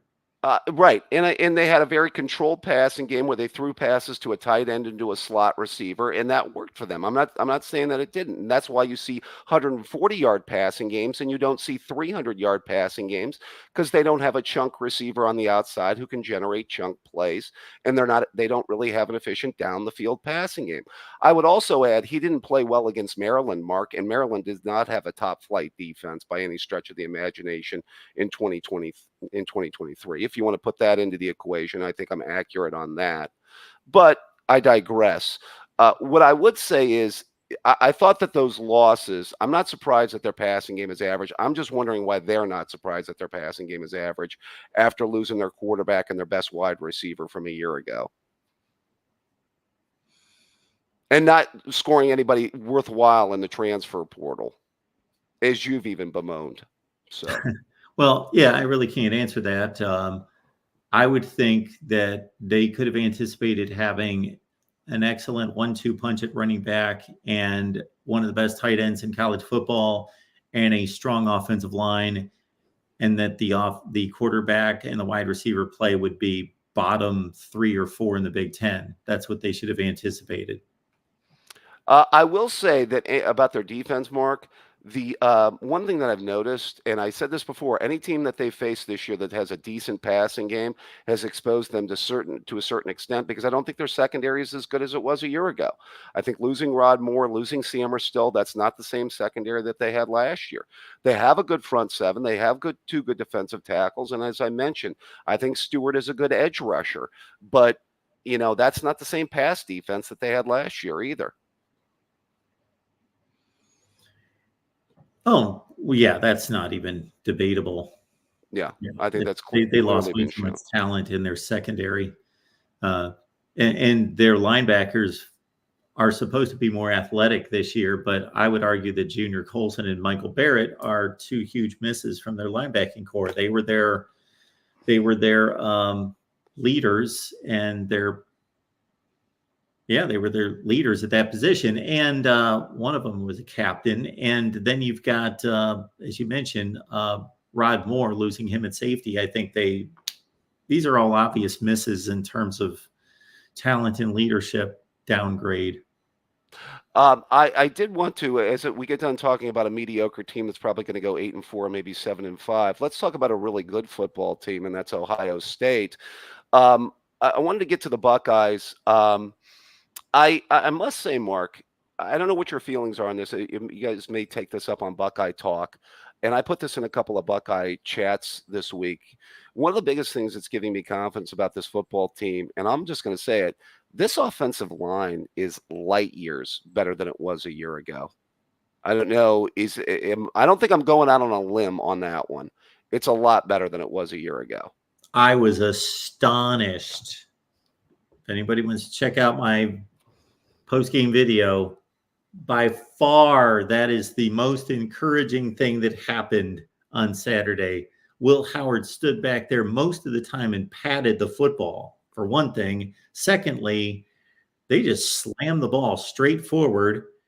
And, I like what they did in the running game. I thought they got exotic, would not be the right word, but I think Chip Kelly shows that he knows how to orchestrate a running game. But a lot of it was just pretty straightforward. And yeah, I thought that they had two backs. Teams do not typically run against Iowa like this. I think between the two of them, they ran for just a tick under 7 yards a carry. Yeah, and to rush for 200 yards against Iowa's defense is, still a fairly good accomplishment. I mean, Iowa still has some pretty good talent. The linebacker really impressed me from Iowa, 34. Is going to be a good player, going to be an NFL guy.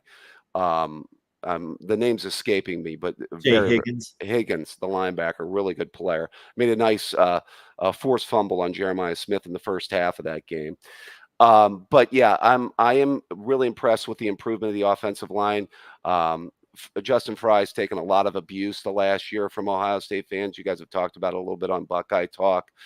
Maybe it's time he gets just a little bit of credit. Although I think most of the people will just heap the credit on Chip Kelly now that he's calling the offense, maybe. But I think when you combine that, again, I think the best weapons in the country. Nobody has skill as good as Ohio State when you incorporate the backs and the receivers. To me, it is still Will Howard. I mean, a couple of things. He looked shaky in the first half. I wasn't necessarily overly impressed with his performance. Was dangerous on a few throws. I thought he was flirting with an interception for a while. He got one at the end of the first half. That throw to Igbuka where I believe he underthrew it a little bit there. And then what I talked about with you, could he throw a deep ball, Mark? And wouldn't you know it, that first drive of the second half, they faced what, a 3rd and 7, 3rd and 8. He was finally able to hit one to Jeremiah Smith on a ball that was a little bit underthrown, I may add, by the way. But he got it to him, and I think that was the key play. That at least he showed, because again, I think that we have to have that in our bag. I think we have to have that ability to at least show a defense that he can challenge down the field. Once you cross the 50, play action, take the deep shot. We finally hit one. Absolutely. But I don't have a go big issue with his play yesterday. Yeah, the throw to a Buka. What puzzles me there is that it was not a situation where like he's looking downfield and he's looking at crossing routes and doesn't, he gets fooled by maybe a blitz look that dropped back into coverage. You see most interceptions in college football. Once you see the replay, you understand, okay, that quarterback got completely duped by a DN dropping into coverage, or the linebackers were more athletic and they dropped further, and he made the right decision, but he just couldn't feather the ball in between the linebackers and the safety, that sort of thing, where it's a combination of coverage deception and not being able to make that kind of throw. But that was simply Ibuka in a corner, and why he thought he threw it too late. The angle wasn't right. Obviously, when you throw to the sidelines, you have to understand the angle. That the defenders have a huge advantage on the angle. That's why you see a lot of pick sixes on out routes to the sideline. Sure. Because the quarterbacks underestimate that. But that was a bad decision. It was a late throw and it was short. He missed it in all aspects. Yeah, I was happy that they got Tyleik Williams back, your guy on defense. I think definitely improves that run defense. Sonny Styles took a lot of abuse, finally played a really, really good game at linebacker yesterday. I don't know what your early thoughts are next week, Mark. Before the season, I picked Ohio State to lose this game. To be fair, I did, but then beat Oregon in the rematch in the Big Ten title game when they caught them in Indianapolis later in the year on their march to the national title. Any early thoughts? I think Dylan Gabriel in Oregon has an offense that Ohio State hasn't seen yet, with some skill that could cause them some problems. I'm interested to see how they match up in the trenches with the Buckeyes, which is going to be really a big part of this game. I don't know.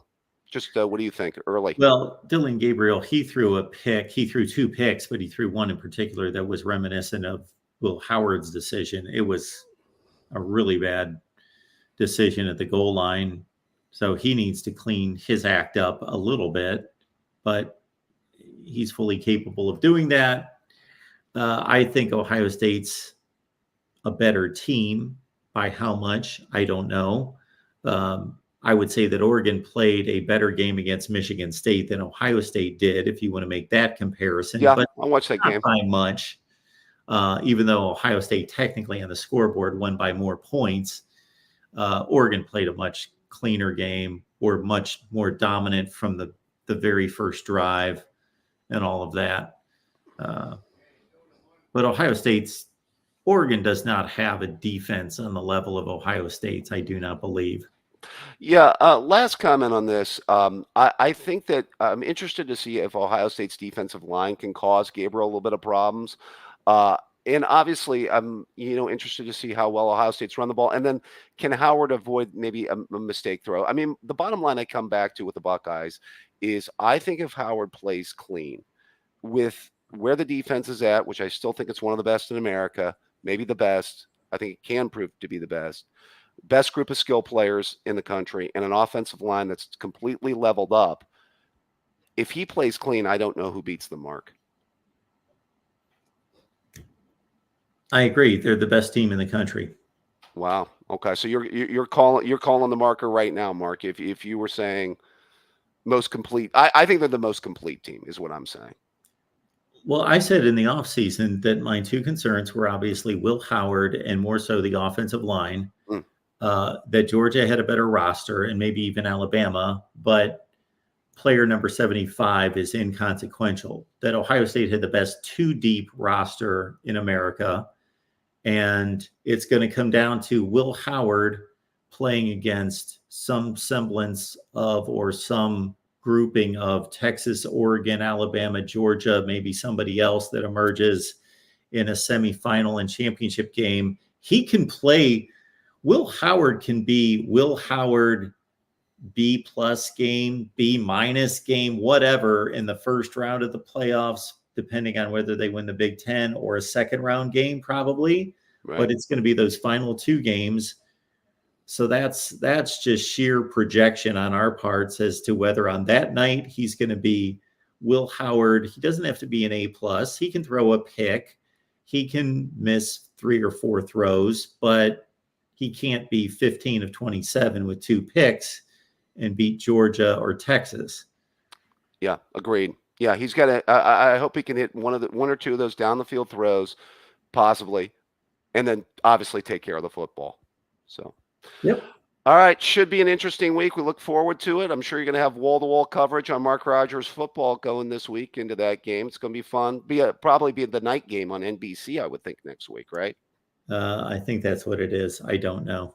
Yeah, we get our buddy Todd Blackledge calling the game. It should be fun. Yeah. I like Todd Blackledge.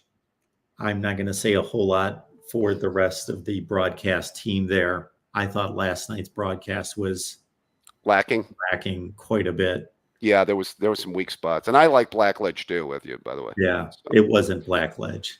Yeah, he wasn't the fault. I agree. All right, enjoy your Sunday, Mark. Take care of yourself. Thanks, David. Appreciate it. Yeah, I knew that the voice was familiar on the NBC broadcast last night, but I couldn't quite place it, and I still can't place the name, but it was a weak broadcast. Like, there were several gaffes in that broadcast. I mean, it was bad. For a national broadcast, it was bad. Now, if I'm watching that and I'm watching the UMass Kent State game on whatever the Fox regional Bally Sports, okay, sure, fine. All right, we are way over. I did want to get to the Miami play. My intention was to go to the targeting rule, to read it through, look at the play, dissect it, figure out, was this truly targeting? Didn't get to that. I did want to go to the all the games from yesterday and determine, okay, how many upsets did we really see yesterday, and how does that compare, and get a more pragmatic take on that. But we are way out of time. Appreciate you being here at the Voice of College Football. Again, no Monday, Tuesday, Wednesday shows in the mornings. They just don't make sense. But we'll be here for sure Thursday, Friday, Saturday night. And of course, we'll be here with breaking news. And of course, I'm going to produce all sorts of videos that hopefully you will enjoy. Top 25 that actually makes sense will be our headliner. And then we will be producing video contents of previews and so forth right here at the Voice of College Football. See you next time.